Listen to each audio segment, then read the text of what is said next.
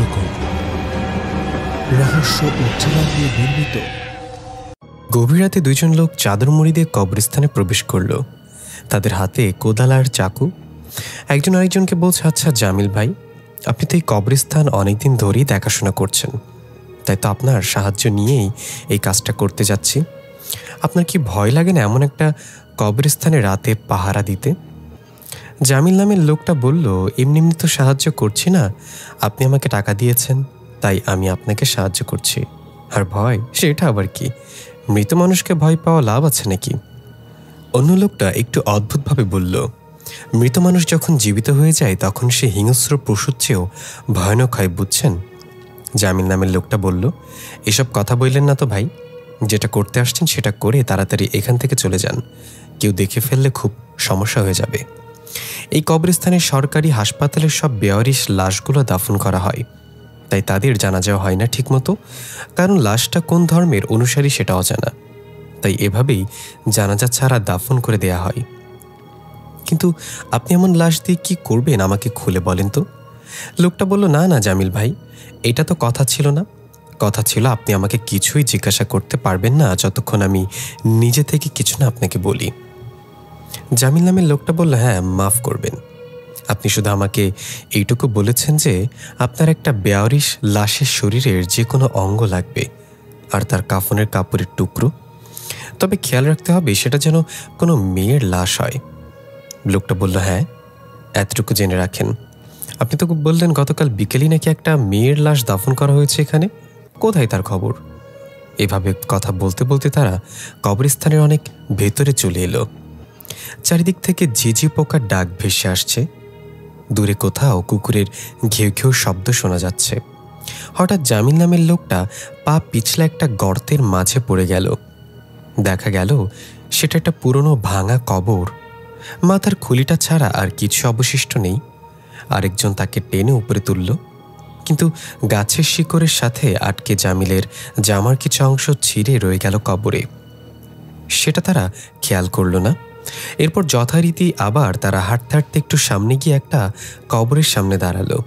কবরটা নতুন, হয়তো আজকেই দাফন করা হয়েছে।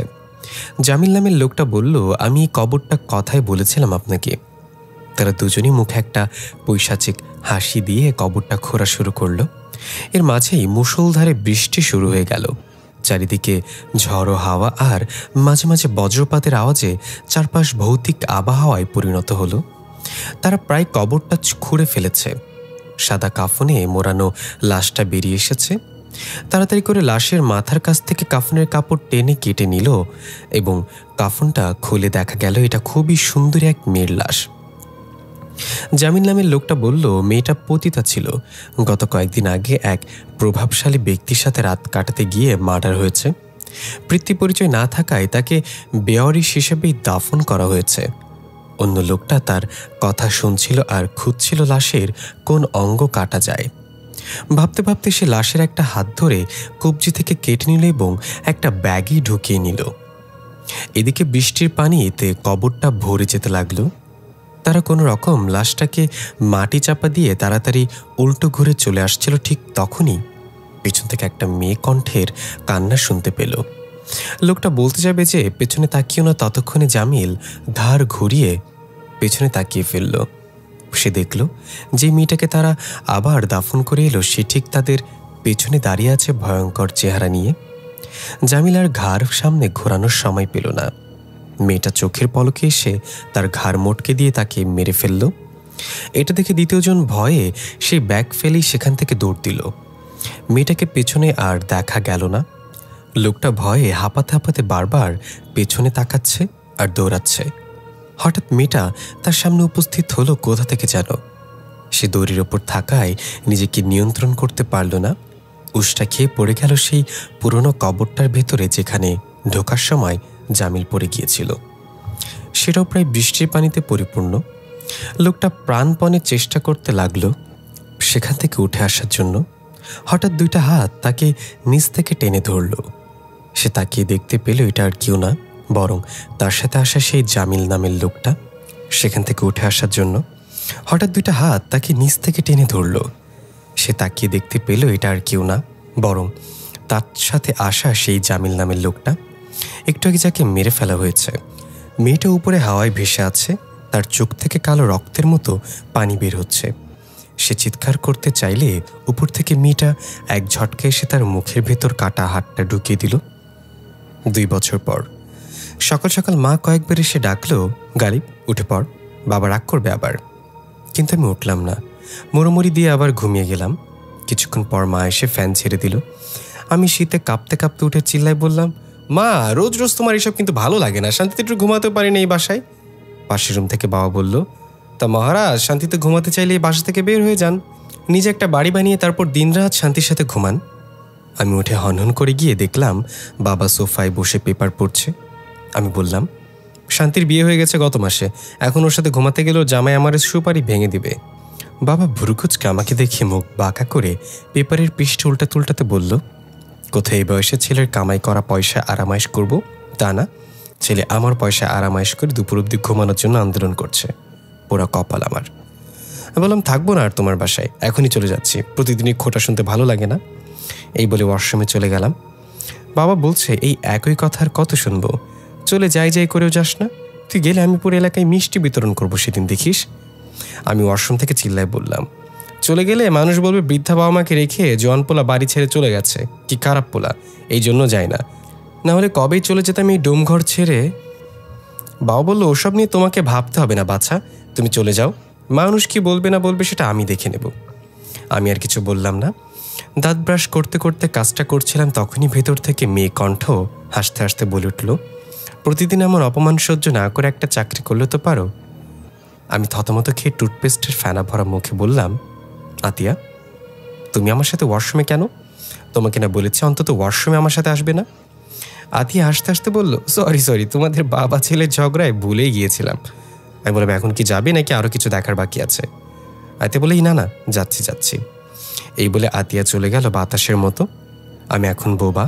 চুপচাপ ফ্রেশ হয়ে ওয়াশরুম থেকে বের হয়ে বাবার সামনে দিয়ে যাওয়ার সময় বাবা বলল, দাঁড়ান মহারাজ, আমার বন্ধু ব্যাংকে চাকরি করে, তাকে বলে রেখেছি তোমার ব্যাপারে, তার সাথে দেখা করো, হয়তো চাকরিটা হয়ে যেতে পারে, দয়া করে এবার কোনো গরমিল করো না। আমি চুপচাপ মাথা নেড়ে রুমে চলে এলাম। বাবা বলল, এটা কেমন বেয়াদবি, বোবা হয়ে গেছো নাকি তুমি, মুখে না বলে শুধু মাথা নেড়ে চলে যাচ্ছ? আমি হাসলাম আর মনে মনে বললাম, সত্যি তো এই মুহূর্তে আমি বোবা, কিন্তু আমার কণ্ঠস্বর মানে আতিয়া গেল কোথায়? চারিদিকে তাকিয়ে দেখলাম কোথাও নেই। হঠাৎ একটা গরম বাতাস এসে আমার গায়ে লাগলো, মানে আতিয়া আমার শরীরে প্রবেশ করেছে। আমি বললাম, এই কোথায় ছিলে তুমি? বাবার সামনে আমাকে বোকা সাজিয়ে দিয়েছ। আতিয়া বলল, দেখলাম তুমি আমাকে মিস করো কিনা। আমি বললাম, মিস না করে উপায় আছে কি? তুমি না থাকলে আমার কণ্ঠস্বর রাস্তা ভুল করে অন্য রাস্তা খুঁজে নেয়, আর তাতে মানুষের নাক কষ্ট পায়। আতে বলল, ধ্যাত কী সব বলো, এখন কি করবে? তোমার বাবার বন্ধুর সাথে দেখা করবে নাকি এবারও চালাকি করে পার পেয়ে যাবে? আমি বললাম, না, আমিও ভেবে দেখলাম একটা চাকরি করা দরকার, এভাবে আর কতদিন? ব্যাংকে চাকরি পেলে খারাপ হবে না, টাকার ঘ্রাণের চাইতে সুন্দর ঘ্রাণ পৃথিবীতে আর দ্বিতীয়টি নেই। নাস্তা করে রেডি হয়ে বের হলাম রুম থেকে। বাবা এখনও বসে বসে পেপার পড়ছে। আমার দিকে একবার তাকিয়ে গম্ভীর গলায় বলল, এবার যেন তোমার চাকরি পাওয়া আর খুশিতে মানুষকে মিষ্টি খাওয়াতে পারি। কয়েক মাস বাড়ির বাইরে ছিলে, কি করেছো না করেছো জানি না, কোথায় গিয়েছিলে তাও জানি না, এবার লাইফ নিয়ে সিরিয়াস হও। আমি বললাম যে, আইসা ফাদার। বাবা আবার পেপার পড়ে মনোযোগ দিল। আমি আস্তে আস্তে করে পকেট থেকে লাইটারটা বের করে পেপারের নিচে আগুন ধরিয়ে দিয়ে দৌড়ে বেরিয়ে গেলাম বাসা থেকে। পেছন থেকে বাবা চিৎকার করে বলছে, আজকে তুই বাসায় আয়, তোর এসব বাচ্চা মানুষই আমি বের করবো হতচ্ছাড়া। দৌড়ে রাস্তায় এসে হাঁপাতে লাগলাম। আতিয়া বলল, বাবার সাথে এটা কেন করলে তুমি? আমি বললাম, সকালে আমাকে বকা দেওয়ার শোধ নিলাম, বেকার বলে রোজ রোজ খোঁচা মেরে কথা বলে, চাকরিটা পেয়ে নেই, বিয়ে করে বউ নিয়ে চলে যাবো অনেক দূরে। আতিয়া হাসতে হাসতে বলল, তোমাকে বিয়ে করবে কে? আমি বললাম, কেন তুমি? আতিয়া বলল, আমি তো অস্পর্শনীয়, আমাকে বিয়ে করে ঘর করতে হলে তোমাকে সবচেয়ে বড় ম্যাজিশিয়ান হতে হবে, বুঝেছ? আমি বললাম, পৃথিবীর সবচেয়ে বড় ম্যাজিক কি জানো আতিয়া? কি? আমি বললাম, ভালোবাসার মানুষটাকে সারাটা জীবন ধরে রাখতে পারা, এর চেয়ে বড় ম্যাজিক আর কিছুই হতে পারে না। আতিয়ার সাথে সাথে কথা বলতে বলতে ব্যাংকে পৌঁছে বাবার বন্ধুর সাথে কথা বললাম। উনি আমাকে অনেক প্রশ্ন করতে লাগলেন। বিরক্ত লাগলেও সেটা তাকে বুঝতে না দিয়ে সব প্রশ্নের উত্তর হাসি মুখে দিয়ে যাচ্ছিলাম। আর মনে মনে বলছিলাম, এত প্রশ্ন করেও যদি চাকরি না দেস তাহলে জানলা দিয়ে ফেলে দেব তোকে। সবশেষ আমাকে উনি জিজ্ঞাসা করলো, চা না কফি? আমি বলে উঠলাম কফি। আতিয়া ভেতর থেকে খোঁচা দিয়ে বলল, কফির সাথে তোমাকে মিক্স করে খাবো আমি। আমার মনে পড়ে গেল আতিয়া আমার ভেতরে প্রবেশ করার পর থেকে আমি কোনো গরম খাবার খেতে পারি না, এতে আতিয়ার কষ্ট হয়। আমি একটু হেসে বললাম, না না আঙ্কেল, আমি কিচ্ছু খাবো না, আপনি শুধু বলেন আমার চাকরিটা হবে কি না। বাবার বন্ধু চোখ থেকে চশমাটা টেবিলে রেখে বলল, তোমার কি মনে হয় নিজের ওপর তোমার কনফিডেন্স কেমন? আমি বললাম, কনফিডেন্সের সাথে কি বলবো আঙ্কেল, নিজের যোগ্যতার বাইরে একটা মেয়ের সাথে 6 মাস প্রেম করেছি শুধু এই কনফিডেন্স দ্বারা। বাবার বন্ধু একটু হেসে বলল, গুড গুড, কাল থেকে জয়েন করতে পারো তুমি, এখন গিয়ে বাবাকে খুশির সংবাদটা দাও। এই বলে উনি আমার হাতে জয়নিং লেটারটা ধরিয়ে দিল। আমি তো খুশিতে তখনই পারি না ড্যান্স করতে, সেখানে নিজেকে কন্ট্রোল করে সৌজন্যমূলক হাসি দিয়ে আঙ্কেলের কাছ থেকে বিদায় নিয়ে বাইরে এসে নিজের ভেতরে থাকা মিঠুন চক্রবর্তীকে জাগিয়ে I M A disco dancer এর মতো নাচতে শুরু করলাম। ভেতর থেকে আতিয়া হাসছে আর বলছে, এই পাগল হয়ে গেলে নাকি, থামো, মানুষ দেখছে তো। আমি চোখ বন্ধ করে ড্যান্স করতে করতে একজন বৃদ্ধের ওপর গিয়ে উল্টে পড়লাম। বৃদ্ধ আমাকে কয়েকটা কথা শুনিয়ে চলে যাচ্ছিল। আমি ডাক দিয়ে বললাম, দাদু, আপনার পকেট থেকে কিছু পড়ে গিয়েছে। বৃদ্ধ ঘুরে তাকিয়ে বলল, কই, কি পড়েছে? আমি বললাম, আপনার ইজ্জত। এই বলে হাসতে হাসতে দৌড় দিলাম। আজকে আমি অনেক খুশি, অবশেষে বাসায় আর বাবার খোঁচা মারা কথা শুনতে হবে না। আতিয়া বলল, তাহলে এবার বিয়েটা করেই ফেলো, বয়স তো কম হলো না। আমি বললাম, ঠিকই বলেছ, তোমার বয়সটা আসলে একটু বেশি হয়ে গেছে। আতিয়া বলল, হারামি, আমি তোর কথা বলতেছি, তোর বয়স কম তো হলো না, এবার বিয়ে শাদী করে বাচ্চা কাচ্চার সাথে খেলা কর। আমি বললাম, হ্যাঁ, আমিও তাই ভাবছি, একটা সুন্দরী পরীর মতো মেয়েকে বিয়ে করব, যার শ্যাম্পু করা চুলের ঘ্রাণে আমি মাতাল হয়ে যাব, যার চোখের দিকে তাকালে আমি সব ভুলে যাব, যার হাসি দেখলে আকাশের চাঁদ লজ্জায় মুখ লুকাবে। তারপর আমাদের 2টা ফুটফুটে বাচ্চা হবে, একটা নাম থাকবে চিন্টু আর একটা নাম মিন্টু। চিন্টু থাকবে আমার মতো সহজ সরল অবলা ভদ্র, আর মিন্টু থাকবে শয়তানের খারাপ ঝিলকি। আমাদের একটা সুখের সংসার হবে। হাতি হাসতে হাসতে বলল, হইছে, আমাদের গরিবের দেবদাস, এখন চলেন বাসায়, বাবাকে জীবনের প্রথম খুশি একটা সংবাদ দিয়ে ধন্য করুন। আমি বললাম, এই মেয়ে মানুষদের বোঝা খুবই মুশকিল, একটু আগেও তুই তরকারি করছিল, এবার এখন আপনি, আবার দেখা যাবে তুমি বলছো, এমন কেন তোমরা? বাসায় পৌঁছে বাবাকে চাকরির খবর দিলে এত সুন্দর একটা হাসি দিয়ে আমাকে জড়িয়ে ধরল, যা ভাষায় প্রকাশ করার মতো না। বাবাকে এত খুশি কখনো হতে দেখিনি। বাবার উপর যে রাগ অভিমান ছিল আমার, সব যেন এক নিমিষেই গায়েব হয়ে গেল বাবার হাসি দেখে। ফ্রেশ হয়ে খাওয়া দাওয়া করে বিছানায় শুয়ে ফেসবুকিং করছি, একটা ভিডিওতে চোখ আটকে গেল। একটা মেয়ে খুব কান্না করে বলছে, আমাকে বাঁচান আপনারা, কিছু ভয়ঙ্কর পিশাচরূপী মানুষ আমার পেছনে লেগেছে। কয়েকদিন আগে আমি তাদেরকে রাতের বেলা কবরস্থান থেকে লাশ চুরি করতে দেখে ফেলেছিলাম, কিন্তু তারা আমাকে দেখে ফেলে, সেই থেকে আমি শান্তিতে থাকতে পারছি না। বাসা থেকে বের হলেই তারা আমাকে ধাওয়া করে, তারা খুব খারাপ কিছু করছে। এটা বলার সাথে সাথে মেয়েটা খুব ভীত সন্ত্রস্ত হয়ে দরজার দিকে তাকায় এবং জোরে চিৎকার দেয়। ভিডিওটা এখানে শেষ হয়ে যায়। সেখানে বিভিন্ন মানুষ বিভিন্ন কমেন্ট করছে, কেউ বলছে এটা ফেক ভিডিও, আবার কেউ মেয়েটার কথা বিশ্বাস করে নিচ্ছে। আমি আতিয়াকে জিজ্ঞাসা করলাম, তোমার কি মনে হয় আতিয়া, মেয়েটা কি পাবলিসিটি পাওয়ার জন্য এটা করছে নাকি সত্যি সে বিপদে আছে? আতিয়া বললে, এটা সত্যি হতে পারে, মেয়েটার চোখে ভয়টা স্পষ্ট বোঝা যাচ্ছিল। তেমন মাথা না ঘামিয়ে কখন যে ঘুমিয়ে গিয়েছে বলতে পারবো না। ঘুম ভাঙল একটা ভয়ঙ্কর স্বপ্ন দেখে। চোখ ডলতে ডলতে আতিয়াকে ডাক দিলাম, কিন্তু আতিয়া সাড়া দিচ্ছে না। স্বপ্নটা মনে করার চেষ্টা করলাম। কয়েকজন চাদর মুড়ি দেওয়া লোক কবরস্থানে ঢুকে একটা কবর খুঁড়তে লাগলো। আমি কবরস্থানের বাইরে থেকে তাদেরকে দেখছিলাম লুকিয়ে। কবর খুঁড়ে লাশটা টেনে বাইরে এনে তার কাফনটা এক টানে খুলে ফেলল। একটা নগ্ন মেয়ের লাশ এটা। চাদর মুড়ি দেওয়া লোকগুলো এটা দেখে অদ্ভুতভাবে হাসতে লাগলো। মনে হচ্ছে তারা যেন এইটাই খুঁজছিল অনেকদিন ধরে। আমি একটু ভালো করে খেয়াল করে দেখলাম এটা সেই মেয়েটার লাশ যে ভিডিওতে বলেছিল তাকে সাহায্য করার জন্য। লোকগুলো মেয়েটার লাশটা কাঁধে তুলে নিয়ে কবরস্থান থেকে বের হতে যাবে, তখনই আমাকে তারা দেখে ফেলল। তাদের মাঝে একজন আমার দিকে তেড়ে আসতে লাগলো, কিন্তু হঠাৎ করেই সে থেমে গেল। হয়তো আমার পেছনে কাউকে দেখতে পেয়েছে। আমি পেছনে তাকিয়ে দেখলাম আতিয়া ভয়ঙ্কর রূপ ধরে আমার পেছনে দাঁড়িয়ে আছে আর রাগে গড়গড় করছে। এটা দেখে আমি ভয় পেয়ে গেলাম। সত্যি বলতে আতিয়াকে এতটা ভয়ঙ্কর রূপে কখনো দেখিনি। ওই লোকগুলো মেয়েটার লাশ ফেলে রেখেই দৌড়ে পালিয়ে গেল। আমি পেছনে তাকিয়ে দেখলাম আতিয়া নেই। ডাক দিলাম, আতিয়া কোথায় তুমি, আতিয়া? কিন্তু আতিয়াকে আর দেখতে পেলাম না। আমি ধীরে ধীরে সেই মেয়েটার নগ্ন লাশের দিকে এগিয়ে গেলাম। একবার চারপাশে তাকিয়ে নিলাম, কেউ নেই আশেপাশে। আমি গিয়ে মেয়েটার নাকের কাছে আঙ্গুল দিয়ে চেক করলাম বেঁচে আছে কিনা। দেখে বোঝা যায় না মেয়েটা মৃত। হঠাৎ মেয়েটা ঠাপ করে চোখ খুলে ফেলল এবং খপ করে আমার গলা চেপে ধরল। আমি তার হাত থেকে নিজেকে ছাড়ানোর চেষ্টা করছি, কিন্তু সে প্রচণ্ড শক্তিশালী। কর্কশ গলায় আমাকে বলতে লাগলো, তুই চাইলে আমাকে বাঁচাতে পারতি, কেন বাঁচালি না? এমনভাবে গলা চেপে ধরেছে যে আমি কথা বলবো তা তো দূর, আমার নিঃশ্বাস বন্ধ হয়ে আসছে। নিজের পুরো শক্তি দিয়ে ছিটকা টান মারলাম। সে আমার গলা ছেড়ে দিল আর আমার ঘুম ভেঙে গেল। এটা কেমন স্বপ্ন ছিল? তার মানে মেয়েটা, ওই ভিডিওটা সত্যি ছিল। মেয়েটা কি তাহলে মারা গেছে সত্যি? আতিয়া গেল কোথায়? ফিসফিস করে ডাক দিলাম, আতিয়া। ঘড়ির দিকে তাকিয়ে দেখলাম রাত 3টা বাজে। হঠাৎ ডাইনিং রুমে পানি ভরার শব্দ এলো। বাবা কি পানি খাওয়ার জন্য ঘুম থেকে উঠেছে? কিন্তু বাবা তো এত রাতে কখনো ওঠে না। আমি ধীরে ধীরে খাট থেকে নেমে ডাইনিং রুমের দিকে গেলাম। অন্ধকার থাকায় লাইট জ্বালানোর জন্য সুইচ বোর্ড খুঁজতে লাগলাম। তখনই মনে হলো আমার হাতের আঙ্গুলে সুইয়ের মতো কিছু একটা ঢুকে গেল। আমি আশ করে শব্দ করে উঠলাম। হঠাৎ আতিয়ার কণ্ঠ, কি হয়েছে গালিব? আমি বললাম, কোথায় গিয়েছিলে তুমি? সে কখন থেকে ডাকছি তোমাকে। জানো কি হয়েছে? কি ভয়ঙ্কর স্বপ্ন দেখেছি। আতিয়া আমাকে থামিয়ে দিয়ে বলল, আমি জানি কি হয়েছে। এটা শুধু একটা স্বপ্ন ছিল না, তোমাকে বড় কোনো বিপদের আভাস দেয়া হয়েছে। আমি না থাকলে তোমার আত্মা ওই জগতে আটকে যেত আজ। আমি নিজের রুমে এসে লাইট জ্বালিয়ে দিয়ে খাটে বসে পড়লাম আর বললাম, সে ডাক্তার মরার আগে বলেছিল কায়নাত ফিরে আসবে। তাহলে কি কায়নাত ফিরে এসেছে?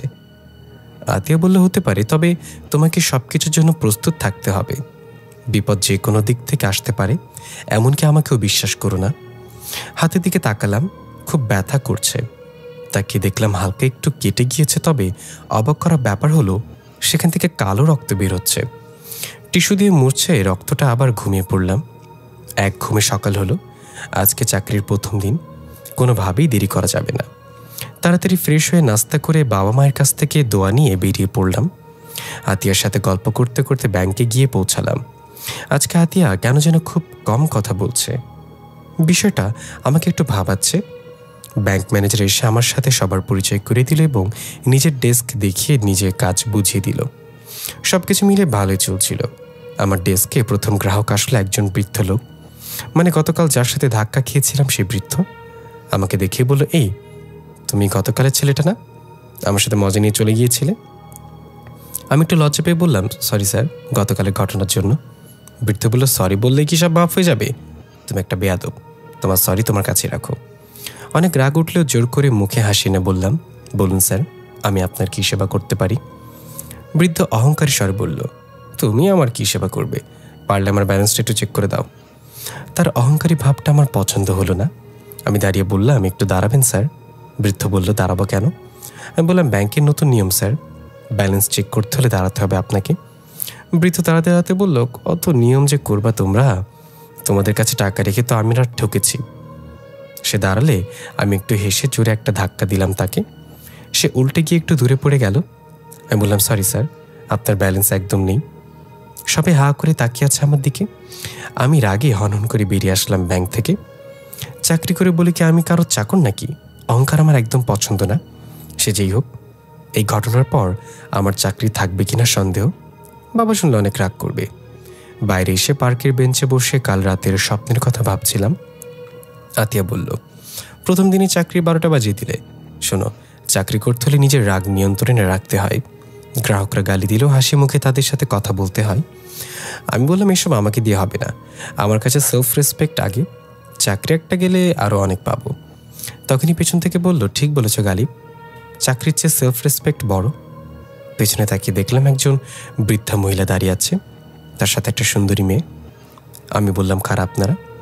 তারা দুজন দুজনের দিকে তাকিয়ে একটু হাসলো। তারপর বৃদ্ধা মহিলা আমার দিকে এগিয়ে এসে আমার গালে তার হাত দিয়ে বলল, তোমার নামে আমার একজন মানুষ ছিল যে আমাদের সবাইকে বাঁচাতে গিয়ে নিজের জীবন স্যাক্রিফাইস করেছিল।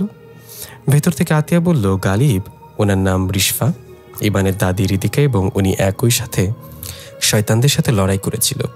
সেই লড়াইয়ে উনি স্বামীকে হারিয়েছেন। তার নামও গালিব ছিল। উনি আমার গাল থেকে হাত সরিয়ে নিচ্ছিল। আমি খপ করে ওনার হাত ধরে বেঞ্চে বসে তারপর বললাম, আমি জানি আপনি কে। ইবানের দাদির কাছ থেকে শুনেছিলাম আপনার কথা। আপনি কি আমার কাছে কোনো কাজে এসেছেন? উনি বলল, তোমরা তো সেদিন সেই ডাক্তারকে মেরে চলে এসেছ। কি ভেবেছ সব শেষ, আর কিছু হবে না? ওই দিন কায়নাত তার নতুন সঙ্গী খুঁজে নিয়েছে। আরও একজন আছে যে এখন কায়নাতের পূজা করছে।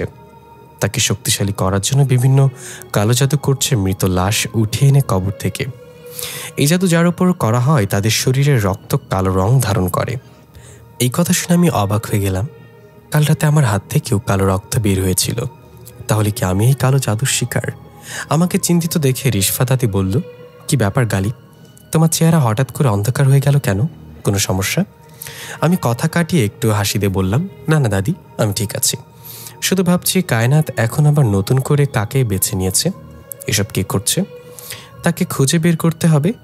রিশফা দাদি বলল, এবার এত সহজ হবে না। কায়নাত আগের থেকে অনেক শক্তিশালী হয়ে গিয়েছে। তবে আমার এখানে আসার কারণ অন্য কিছু, আমার ছেলে। আমি বললাম, কি হয়েছে আপনার ছেলের দাদি? রিশফা দাদি বলল, আমার ছেলে গত 1 বছর ধরে নিখোঁজ। প্রতিবেশী একজনের জানাজায় গিয়েছিল সেদিন।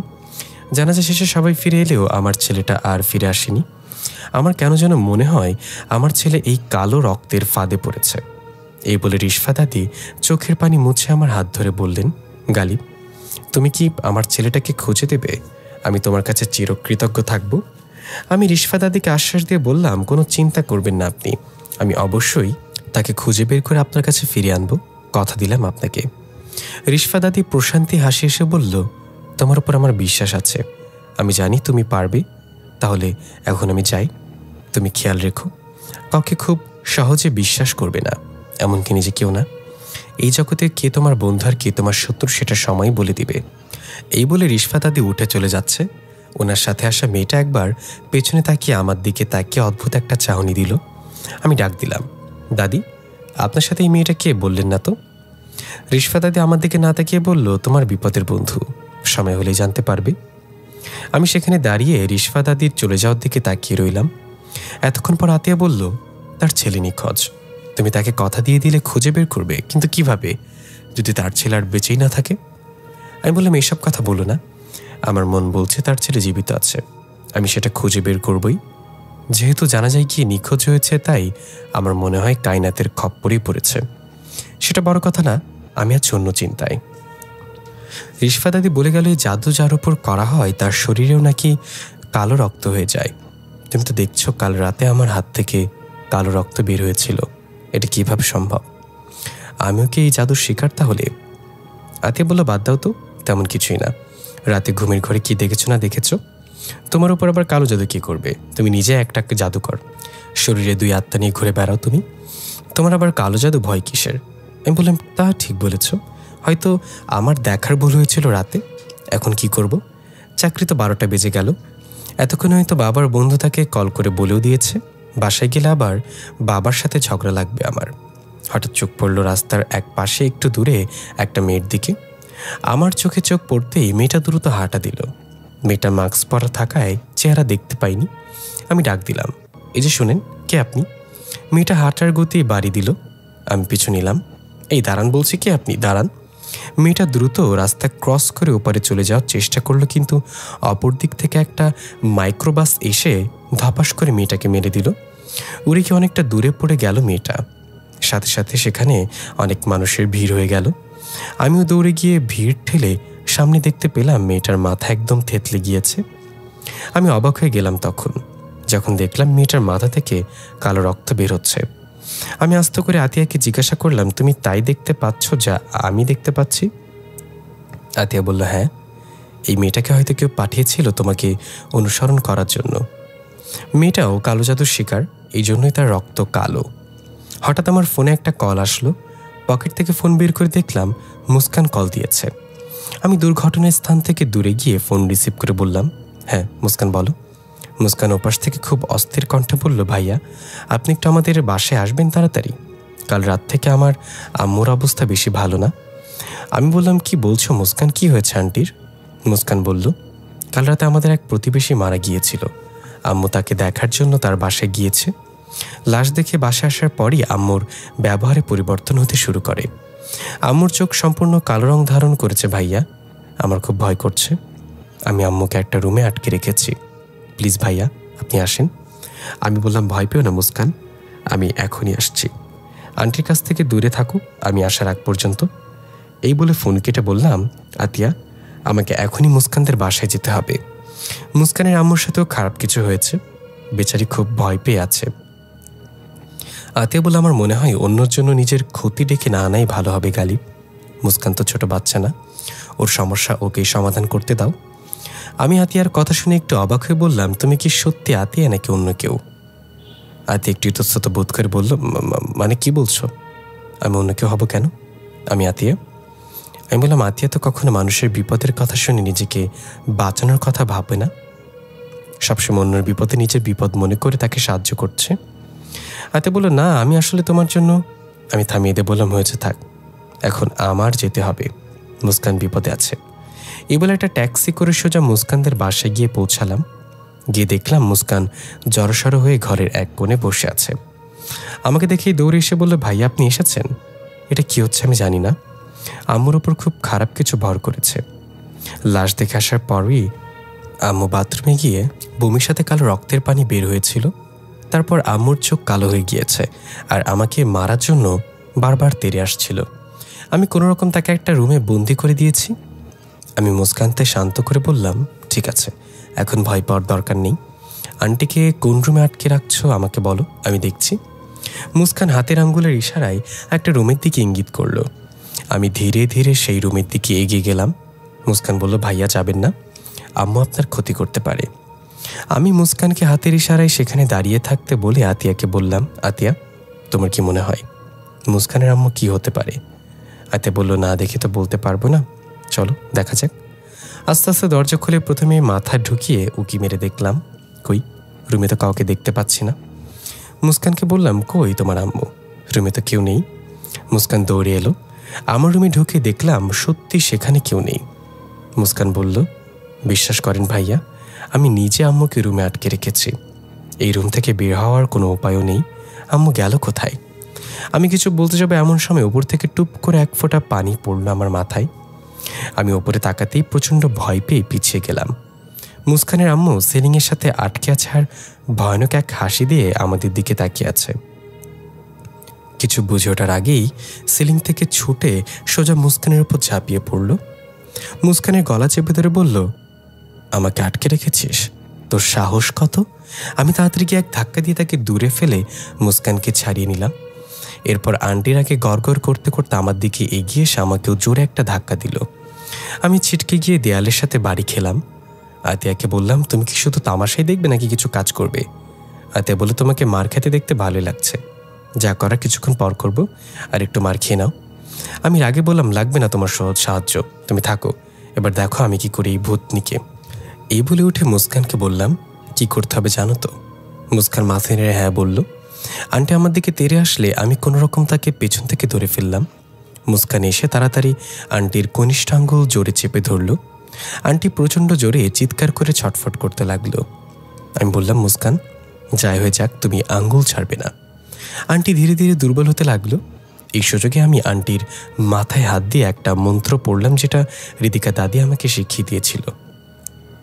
কিছুক্ষণ পর আন্টি একদম শান্ত হয়ে জ্ঞান হারিয়ে ফ্লোরে পড়ে গেল। আমি আর মুস্কান আন্টিকে ধরে নিয়ে খাটে শুয়ে দিলাম। এখন সব শান্ত।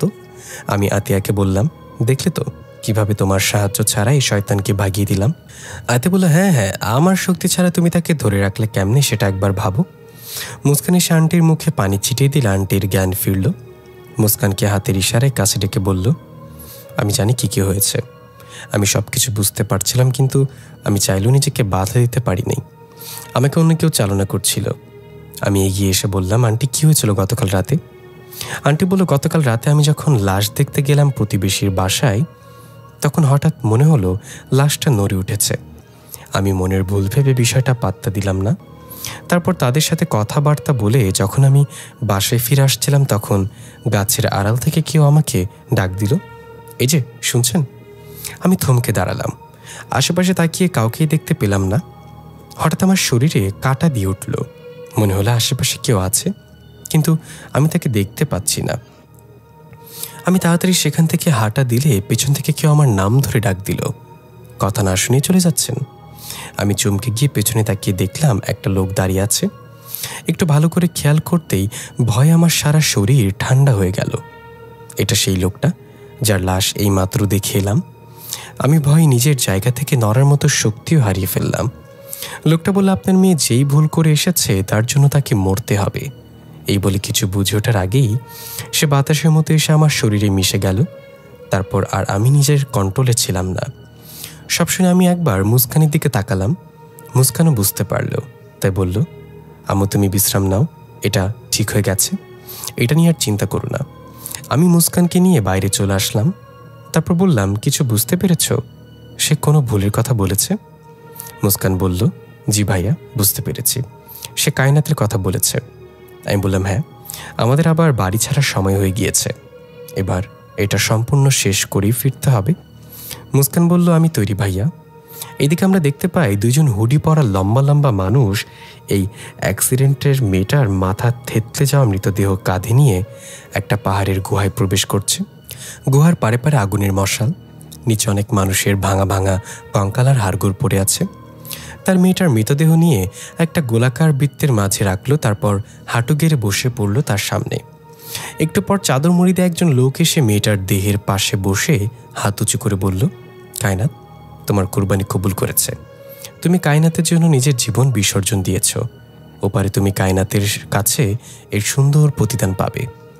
ইভান সকালে ঘুম থেকে উঠে ওয়াশরুমে যাচ্ছিল, তখন একবার তাকিয়ে দেখলো তার বাবা কিচেনে নাস্তা বানাচ্ছে। ইভান গিয়ে পেছন থেকে বলল, কি ব্যাপার বাবা, তুমি এখন হাসপাতালে যাওনি আজকে? সময় তো হয়ে গিয়েছে সেই কখন। ইভানের বাবা তার দিকে না তাকিয়েই পেঁয়াজ কাটতে কাটতে বলল, আজকে শরীরটা ভালো না, তাই ফোন করে জানিয়ে দিয়েছি যেতে পারবো না। ইভান বলল, কি হয়েছে তোমার? শরীর ভালো না মানে? তোমার ঘরে ডাক্তার থাকতে তোমার শরীর খারাপ হবে এটা তো মেনে নেওয়া যায় না। এই বলে ইভান তার বাবাকে ধরতে গেলে তখনই পেঁয়াজ কাটা ছুরি দিয়ে ইভানের বাবার হাত কেটে গেল। ইভান একটা দেখতে পেয়ে ঘাবড়ে গিয়ে বলতে যাবে, একটু দেখে কাজ করতে পারো না? তখনই খেয়াল করলো তার বাবা কাটা স্থান থেকে কালো রক্ত বেরোচ্ছে। ইভান বলে, এ কি বাবা, তোমার রক্তের এমন রং কেন? তুমি ঠিক আছো? ইভানের বাবা বলল, রক্তের রং তো এমনই হয়, তোর কথা শুনে মনে হচ্ছে রক্তের রং লাল হয়। ইভান অবাক হলে বিষয়টা মজা ভেবে উড়িয়ে দিয়ে বলল, হ্যাঁ, আমি তো ভুলে গিয়েছিলাম রক্তের রং কালো হয়। দাঁড়াও তুমি, আমি ফার্স্ট এইড বক্সটা নিয়ে আসছি, কাটা জায়গায় চাপ দিয়ে ধরে রাখো। এই বলে ইভান তার রুমে চলে যাচ্ছিল, কিন্তু ইভানের রুমে যাওয়ার জন্য ওয়াশরুমের সামনেতে যেতে হয়। ইভান খেয়াল করলো ওয়াশরুমের ভিতর থেকে লক আর লাইটের সুইচ অন করা। ইভান মনে মনে ভাবছে, বাসায় তো আমি আর বাবা ছাড়া কেউ নেই, বাবা কিচেনে থাকলে ওয়াশরুমে কে? ইভান দরজা টোকাতে বলল, ভেতরে কে? ভেতর থেকে ইভানের বাবা বলল, তুই কি বিয়ে করছিস নাকি যে ভেতরে তোর বউ থাকবে? বাসায় তো তুই ছাড়া আর আমি ছাড়া কেউ নেই, তার মানে ভেতরে আমি? ইভান অবাক হয়ে গেল। বাবা যদি ওয়াশরুমে থাকে তাহলে কিচেনে কাকে দেখলাম? ইভান কোনো কথা না বলে তাড়াতাড়ি উকি মেরে কিচেনে তাকালো, কিন্তু সেখানে তার বাবা নেই। আরে, একটু আগেই তো ছিল। ইভান একটু আওয়াজ করে ডাক দিল, বাবা। এবারও ওয়াশরুম থেকে সারা এলো। দাঁড়া, বেরোচ্ছি তো, এত তাড়াহুড়া করছিস কেন? তোর কলেজের সময় হতে আরো অনেকক্ষণ বাকি। ইভান বুঝতে পারলো তার বাবার সত্যি ওয়াশরুমে। কিচেন অন্য কেউ ছিল নাকি এটা দেখার ভুল ছিল? ইভান বিষয়টা তেমন একটা পাত্তা দিল না। ইভানের বাবা ওয়াশরুম থেকে বের হয়ে বলল, আজকে শরীরটা ভালো না, তাই ফোন করে আজ না যাওয়ার কথা বলে দিয়েছে হাসপাতালে। ইভান এবারও অবাক হয়ে গেল, কিচেনে একটু আগে বাবাও একই কথা বলেছিল। ইভান চেক করার জন্য তার বাবাকে জোরে একটা চিমটি দিল। ইভানের বাবা চিৎকার করে উঠে বলল, এটা কেন করলি? ওফ, ব্যথা পেয়েছি তো। ইভান এবার শিওর হলো এটা তার বাবা, আর একটু আগে যাকে দেখেছিল সেটা অন্য কিছু ছিল। ইভান আর কিছু না বলে ওয়াশরুমে গিয়ে ফ্রেশ হয়ে নাস্তা করে বাসা থেকে বের হলো কলেজে যাওয়ার জন্য। বের হয়ে দেখলো রাস্তার ওপারে মুনতাহা দাঁড়িয়ে আছে। এটা মুনতাহার নিত্যদিনের রুটিন। ইবানকে দেখেই তার দিকে এগিয়ে এলো। ইবান বলল, তোমাকে যতবার বলেছে আমাদের বাসায় এসে থাকো, তুমি তা না করে এখনও সেই পুরনো বিল্ডিংয়ে থাকো বাচ্চাদের সাথে, আর রোজ এসে এখানে আমার জন্য বসে থাকো। মুনতাহা বলল, সবই তো ঠিক আছে, কিন্তু তুমি কানে হেডফোন লাগাতে ভুলে গেছো। আবার মানুষ দেখলে ভাববে তুমি একা একা কথা বলছো, তারপর ধরে নিয়ে পাগলা গারদে দিয়ে আসবে। ইবান হাসি দিয়ে তাড়াতাড়ি ব্যাগ থেকে হেডফোন বের করে কানে দিয়ে বলল। তারপর দুজন একসাথে হাঁটতে লাগলো। কবরস্থানের সামনে দিয়ে যাওয়ার সময় একটা মধ্যবয়স্ক লোক এসে ইবানের পথ আটকে দাঁড়ালো। মুনতাহাকে হ্যালো বলে লোকটা বলল, একটা সাহায্য করবেন আমাকে? ইবান অবাক হয়ে মুনতাহার দিকে তাকিয়ে বলল, সে তোমাকে কিভাবে দেখতে পাচ্ছে? মুনতাহা হাসতে হাসতে বলল, আরে গাধা, আর কতবার বলবো আত্মাদের চোখের মনি একটা ছোট হয় আর একটা বড় হয়। সে একটা আত্মা, ভালো করে দেখো আগে। ইবান দেখল সত্যিই লোকটা একটা আত্মা। ইবান বলল, ধুর মিয়া, আপনি আত্মা হয়ে এই সাত সকালে ঘুরে বেড়াচ্ছেন কেন? আপনি বাইরে বের হবেন রাতের বেলা। লোকটা বলল, আরে ভাই, সাদি কি আর এই শীতের মাঝে বের হয়েছে? প্রতিদিন মধ্যরাতে এই কবরস্থানে 4 জন হুডি পরা লম্বা লম্বা মানুষ এসে কবর থেকে লাশ উঠিয়ে নিয়ে যায়। তারা সাধারণ কেউ না। তারা কবর থেকে লাশ ওঠানোর পর কবরটা আপনা আপনি আগের মতো হয়ে যায়। তাতে কেউ বুঝতেই পারবে না এই কবরে যে লাশ নেই। এখানে বেশিরভাগ কবরই এখন ফাঁকা। আমি তো ভয় আছি আমার লাশটা না জানি কবে উঠিয়ে নিয়ে যায়। ইবানের মুনতাহা দুজনে একে অপরের দিকে অবাক হয়ে তাকালো। লোকটা যা বলেছে তা যদি সত্যি হয় তাহলে তো খুব ভয়ানক কিছু। লাশ নিয়ে তারা কি করছে? ইবান বলল, আপনি কিভাবে জানলেন আমি আত্মা দেখতে পাই? লোকটা বলল, আমি আপনাকে এই মেয়েটার সাথে গতকাল কথা বলতে বলতে যেতে দেখেছিলাম, আর আমি জানতাম এই মেয়েটাও একটা আত্মা, তাই বুঝে নিয়েছি আপনি আমাদের দেখতে পান। এখন দয়া করে আমাকে সাহায্য করেন, তারা যেন আমার লাশ উঠিয়ে নিতে না পারে। ইবান তাকে আশ্বাস দিলে এমনটা হবে না, এই বলে চলে আসলো দুজন। তারা দুজনে খুব চিন্তিত হয়ে হাঁটতে লাগলো। তখন ইবান সকালের বাবার সাথে হয়ে যাওয়া ঘটনাটার মুনতাহাকে বলতেই মুনতাহা থমকে দাঁড়িয়ে গেল। ইবান বলল, কি হয়েছে মুনতাহা, তুমি এভাবে দাঁড়িয়ে গেলে কেন? মুনতাহা কিছুক্ষণ চুপ থেকে বলল, কালো রক্ত। তুমি কি কালো রক্তের কথা বললে?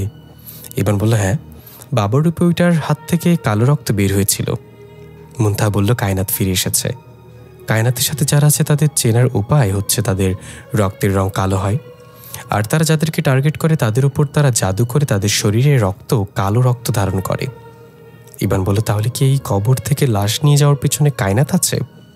মুনতাহা বলল, এতক্ষণ আমার সন্দেহ ছিল, কিন্তু এখন আমি নিশ্চিত এগুলো কায়নাতই করেছে, শক্তিশালী হওয়ার জন্য।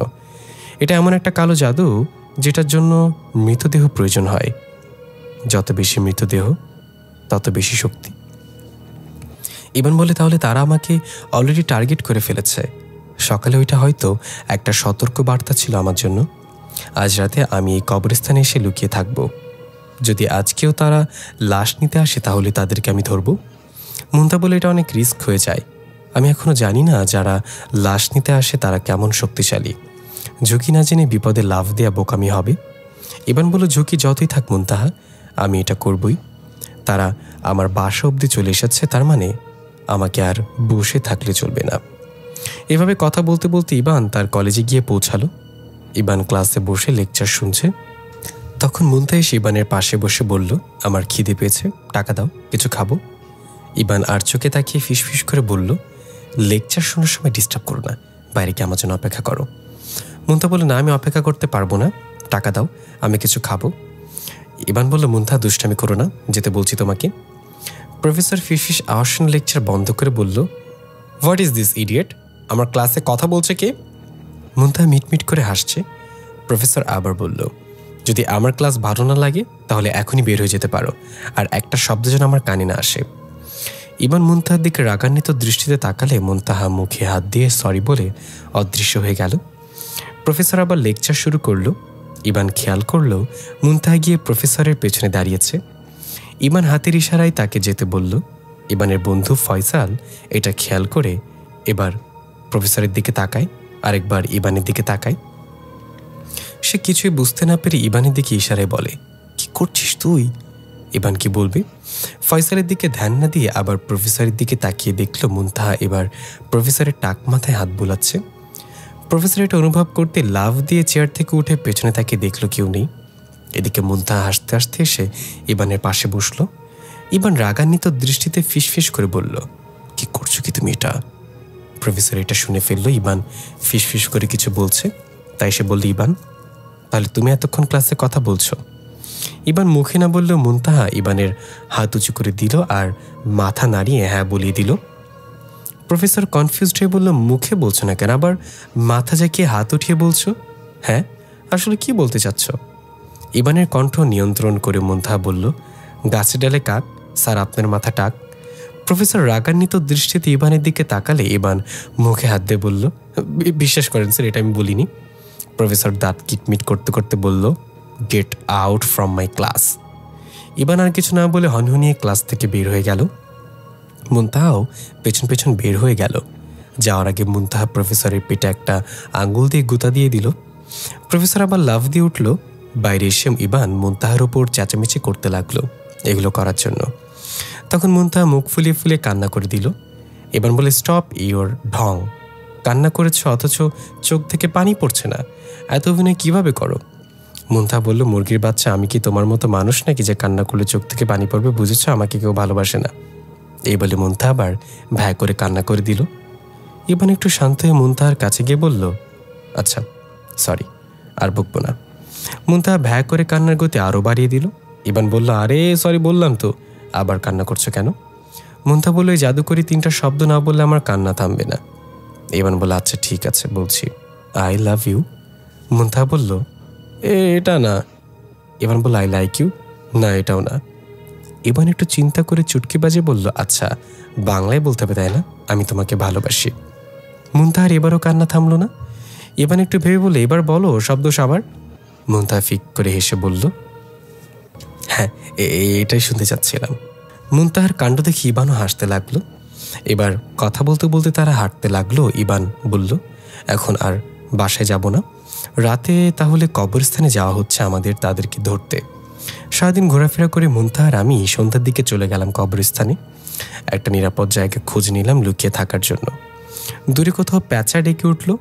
ধীরে ধীরে চারিদিকে শুনশান নীরবতা নেমে এলো। এদিকে আমি মশা মারতে ব্যস্ত। মশারা আমাকে পারছে না উঠিয়ে নিয়ে যেতে। আমি আস্তে আস্তে বললাম, শালা কবরস্থানে তোরা কার রক্ত খাইতে আইসিস? মুনতাহা এসে বলল, আত্মা হওয়ারই এক সুবিধা, মশার চোখে পড়ি না আমরা। হঠাৎ পেছন থেকে কেউ বলল, এত তাড়াতাড়ি চলে এসেছেন? চমকে গিয়ে পেছনে তাকিয়ে দেখলাম সকালে দেখা হওয়া সেই লোকটা। ইবান বলল, আপনি এখনো বাইরে আছেন? তারা যে কোনো সময় চলে আসবে। লোকটা বলল, আরে ভাই সেই চিন্তাই তো ভেতরে থাকতে পারছি না, তবে তারা আসবে মধ্যরাতে, এখন তো মাত্র সন্ধ্যা। ইবান বলল, অপেক্ষা করবো আমরা। আচ্ছা আপনার নাম কি আর কিভাবে মারা গেলেন? লোকটা একটা দীর্ঘশ্বাস ছেড়ে বলল, আর বললেন না ভাই, জীবনে টাকা পয়সার পেছনে ছুটতে গিয়ে কোনটা ভুল আর কোনটা সঠিক সেটাই ভুলে গিয়েছিলাম। টাকার জন্য সব কিছু করতে প্রস্তুত ছিলাম। আমি মনে করতাম এই টাকাই আমাকে চির অমর করে রাখবে, কিন্তু মৃত্যু তো এক অপ্রিয় মেহমান, সে ধরা দিবেই। ইবান বলল, হ্যাঁ ঠিক বলেছেন, তবে আপনি কিন্তু আপনার নাম বললেন না, আর কিভাবে মারা গিয়েছেন তাও বললেন না। লোকটা কিছু বলতে যাবে এমন সময় কবরস্থানে একদল মানুষ প্রবেশ করলো একটা লাশের খাটিয়া নিয়ে। ইবান এদের অনেককেই চেনে, তারা এই এলাকার বাসিন্দা, কিন্তু তারা কার লাশ নিয়ে এসছে কবর দেওয়ার জন্য। তারা লাশের খাটিয়া নিয়ে কালিমায় শাহাদাত পড়তে পড়তে কবরস্থানে অনেক ভেতরে চলে গেল। আমি ভাবছি এই লাশটা কার হতে পারে, আমাকে তাদের সাথে গিয়ে দেখতে হবে। মুনতাহা এবং ওই লোকটাকে বললাম, আমার সাথে আসো, দেখি এই সন্ধ্যায় সময় তারা কাকে দাফন করতে এসেছে। লোকটা বলল, না ভাই আপনারা যান, আমি এখানে অপেক্ষা করছি, লাশ দেখলে আমার ভয় লাগে। আমি বললাম, আপনি নিজে তো একটা লাশ, আপনার আবার লাশ দেখলে কিসের ভয়? লোকটা বলল, তবুও ভাই, আমি মরার পর 3 দিন পর্যন্ত হাসপাতালের মর্গে ফ্রিজার ড্রয়ারে পড়েছিলাম, তখন থেকে আমি লাশ দেখলে ভয় পাই। আমি বললাম, ঠিক আছে ভাই আপনি থাকেন। এই বলে আমি কৌতূহল ধরে রাখতে না পেরে পেছন থেকে গিয়ে তাদের সাথে যোগ দিলাম। মুনতাহা আমার সাথে আসলেও ওই লোকটা সেখানে দাঁড়িয়ে রইল। তারা লাশের খাটিয়ে নিয়ে একটা সদ্য খোঁড়া কবরের কাছে রাখল। অন্ধকারে কাফনের কাপড়টা জলজল করে উঠছিল। হঠাৎ আমার মনে হলো কাফনের ভিতর থেকে লাশটা হালকা নড়ে উঠল। আমি একটু ঘাবড়ে গিয়ে মুনতাহার দিকে তাকালাম। মুনতাহা বলল, আমরা তো জানি কোনো মানুষের মৃত্যু হলে তার আত্মা সবার সাথে কবর পর্যন্ত আসে আর সবাইকে বলতে থাকে আমি মারা যাইনি। আমাকে তোমরা কোথায় নিয়ে যাচ্ছ? এই দেখো আমি জীবিত, থামো তোমরা। কিন্তু এই মৃত ব্যক্তির আত্মা কোথায়? ইবান, তুমি তো তাকে অবশ্যই দেখতে পেতে, তাই না? ইবান বলল, হ্যাঁ তাই তো। এই লাশের আত্মা কোথায়? আর তার তো এখানে থাকার কথা। ইবান আশেপাশে তাকিয়ে তার আত্মা খুঁজতে লাগলো। দূরে সেই লোকটাকে দাঁড়িয়ে থাকতে দেখে ইবানের একটু সন্দেহ হলো, এটা কি ওই লোকটার লাশ নাকি? হঠাৎ একটা দমকা হাওয়া লাশের মুখের ওপর থেকে কাপড় সরে গেল। যা দেখলাম তাতে ভয়ে আমি বাকরুদ্ধ হয়ে গেলাম। এটা আমার নিজের লাশ, আমার নাকে তুলো দিয়ে রাখা আমার নিথর দেহটা খাটিয়ে শোয়া অবস্থায়। এক পলকে আশেপাশের সম্পূর্ণ পরিবেশ বদলে গেল। চোখের পলকে সেখানে থাকা সকল মানুষ গায়েব হয়ে গেল। এখন শুধু পড়ে আছে লাশের খাটিয়ায় থাকা আমার লাশ আর আমার পাশে মুনতাহা। দূরে তাকিয়ে দেখলাম সেই লোকটাও নেই। হঠাৎ একটা পাখি চিচি করে ডাকতে ডাকতে চলে গেল। ইবান বলল, মুনতাহা, আমরা লাশের আত্মা খুঁজছিলাম, কিন্তু সেটা তো আমি নিজেই। তার মানে আমি কি মারা গিয়েছি? মুনতাহা বলল, তেমন কিছুই না, এটা শুধু চোখের ধোঁকা। তোমাকে বলেছিলাম ঝুঁকি না জেনে বিপদে লাভ দিও না। এখন দেখো তারা তোমাকে কিভাবে ফাঁসিয়ে দিয়েছে। ইবান বলল, আমি দেখছি কে আমায় ফাঁসায়। এই বলে ইবান তার নিজের রূপে থাকা লাশটার দিকে এগিয়ে গেল। খাটিয়ার পাশে বসে লাশের দিকে হাত এগুতেই ধাপ করে লাশের চোখ গেল। ইবান চমকে উঠে পেছনে পড়ে গেল। এরপর লাশটা এক টানে উঠে দাঁড়িয়ে গেল। মুনতাহা বলল, কে পাঠিয়েছে তোমাকে? লাশটা অদ্ভুত একটা হাসি দিয়ে বলল, যাদের জন্য তোরা অপেক্ষা করেছিস তারা পাঠিয়েছে। ইবান উঠে শরীরের ময়লা কাপড় ঝাড়া দিয়ে বলল, চেহারা সুন্দর হয়ে কি বিপদে পড়েছে এসব ভূত পেতনি আমার রূপ ধরে আমাকে ভয় দেখায়? মুনতাহা বলল, তোমার চেহারা সুন্দর এটা কে বলল? এমন চেহারার লোকদের আমাদের গ্রামের মৃত্যুর সংবাদ ঘোষণা করার জন্য ব্যবহার করা হয়। আইসে চেহারা সুন্দর। ইবান তার রূপে থাকা সেটাকে বলল, দোস্ত তুই কিছু বলবি না? ও আমাদের দুজনকে অপমান করেছে। ইবানের রূপে থাকা সে বলল, তোরা কি আমার সাথে মজা করছিস? দাঁড়া, এখনই দেখাচ্ছি তোদেরকে। ইবান বলল, ছি ছি ছি, এখন আবার কি দেখাবি? লেডিস আছে তো এখানে, যা দেখানোর পরে দেখাইস। সেটা আরও বেশি রাগান্বিত হয়ে মুখ দিয়ে 3 বার শীষ বাজালো। সাথে সাথে সেখানে থাকা সব কবর থেকে এক এক করে আত্মা উঠে আসতে লাগলো। মুনতাহা বলল, ওর ঠ্যাংটা নাকি জরুরি ছিল, এখন এদের সাথে কিভাবে ডিল করবে? ইবান বলল, তুমি থাকতে আমার কোনো ভরসা আছে নাকি? কবর থেকে আত্মাগুলো উঠে ধীরে ধীরে ইবানের দিকে এগিয়ে আসতে লাগলো। ইবানের রূপে থাকা সে বলল, এখন তো ওকে এখান থেকে মেরে আমি তোর রূপ ধরে তোর বাবার ছেলে সেজে থাকবো। ইবান বলল, কেন? তুই কি তোর বাবার পরিচয়টাও জানোস না? এটা ভুলে যা, কারণ আমার বাবা যদি জানতে পারে তাহলে তোকে জীবিত পোস্টমর্টেম করবে। সেটা বলল, তাই নাকি? তোর বাবা কি পোস্টমাস্টার নাকি? ইবান বলল, আরে ভূতনির বাচ্চা, পোস্টমর্টেম যে করে তাকে বলা হয় ডোম। এখন বেশি কথা না বলে চলে যায় এখন এখান থেকে, আমাকে আমার কাজ করতে দে। সেটা হাসতে হাসতে বলল, তোর মৃতদেহ ছাড়া গেলে প্রভু আমাকে মেরে ফেলবে, তাই মৃত্যুর জন্য প্রস্তুত হয়ে নে। ইবান বলল, তাই নাকি? তাহলে দেখি কে কাকে মারে। ইবান চোখ বন্ধ করে রেদিকার দেয়া সেই তাবিজটা গলা থেকে টান দিয়ে বাইরে এনে দিল। মুনতাহা মুচকি হেসে বলল, আচ্ছা এই তাহলে তোমার প্ল্যান মহারাজ। এই বলে মুনতাহা আত্মাদের মুখোমুখি হলো। কিছু আত্মা ইবানের কাছে আসার আগেই কোন এক অদৃশ্য শক্তি তাদেরকে বাধা দিচ্ছে। ইবান চোখ বন্ধ করে দাঁড়িয়ে আছে। মুনতাহা অন্যান্য আত্মাদের মেরে ভাগিয়ে দিচ্ছে। এটা দেখে ইবানের রূপে থাকা সে তার রূপ বদল করে কালো পোশাক হুডি পরা একজন লোকে পরিণত হলো। এরপর সে এসে মুনতাহার উপর হামলা করে দিল। মুনতাহা কোনো রকমে তাকে প্রতিরোধ করতে লাগলো, কিন্তু তার শক্তির সাথে পেরে উঠছে না, কারণ সে কোনো আত্মা না, সে জিনজাতির কেউ। এক পর্যায়ে সে মুনতাহাকে কাবু করে ফেললে এবং মেরে একটা জায়গায় ফেলে দিল। ইবানের দিকে এতগুলো এগোতে লাগলে মুনতাহা চিৎকার করে ডাক দিল, ইবান চোখ খুলো। ইবান চোখ খুলে দেখলো একটা ভয়ানক দেখতে ছায়ামূর্তি তার দিকে এগিয়ে আসছে। ইবান বুঝতে পারল এর কাছে এই তাবিজ কাজে আসবে না, তাও ইবান তার দিকে এগিয়ে যেতে লাগলো। সে ইবানকে এক হাতে গাল চেপে ধরে একটু উঁচু করে ফেললো আর কর্কশ গলায় বলতে লাগলো, কায়ামতের ফিরে আসার পথে এবার কেউ বাধা হয়ে দাঁড়ালে তাকে এভাবেই মরতে হবে। কায়নাত ফিরে আসবে, শহরে আবার আত্মহত্যার খেলা শুরু হবে, এই শহর থেকে মানুষ নিশ্চিহ্ন হয়ে যাবে, তখন শুধু আমরাই থাকব। এই বলে সে হাসতে লাগলো। হঠাৎ কোন এক অদৃশ্য শক্তি বাতাসের মধ্যে এসে তাকে উড়িয়ে নিয়ে অনেক দূরে ফেলল। ইবান তার হাত থেকে মুক্ত হয়ে নিচে পড়ে গেল। মুনতাহা এসে ইবানকে জিজ্ঞাসা করল, ঠিক আছো তুমি? ইবান গলা ডলতে ডলতে বলল, আমি ঠিক আছি, কিন্তু এটা কি ছিল? চোখের পলকে এসে তাকে ফেলে দিল। আমি তাকে দেখতে পাইনি। মুনতাহা বলল, আমি শুধু দেখেছি সে লাল জামা পরে আছে। গতি বেশি থাকায় আমিও তাকে ভালোভাবে দেখতে পাইনি। এর মাঝে আবার সেই অপশক্তিটা উঠে ইবানের দিকে তেড়ে আসতে লাগলো। মুনতাহা তার সামনা করতে যাওয়ার আগেই তার আবার বাতাসের মতো কিছু একটা এসে তাকে ফেলে দিল। অপশক্তিটা উঠে চিৎকার করে বলল, আমার সাথে এই খেলা বন্ধ করো। কে তুমি? অপশক্তিটা পেছনে কারোর উপস্থিতি টের পেল। একটা হাত পেছন থেকে তার ঘাড় এমনভাবে ধরে ফেলল যে সে পেছনে তাকাতে পারছে না। ইবান আর মুনতাহা একটু উকি মেরে তাকিয়ে দেখল অপশক্তির পেছনে একটা লাল জামা পরা সুন্দরী মেয়ে, যাকে আমরা রিশফার সাথে দেখেছিলাম। অপশক্তিটা বলতে লাগলো, কি তুই? আমাকে ছেড়ে দে বলছি।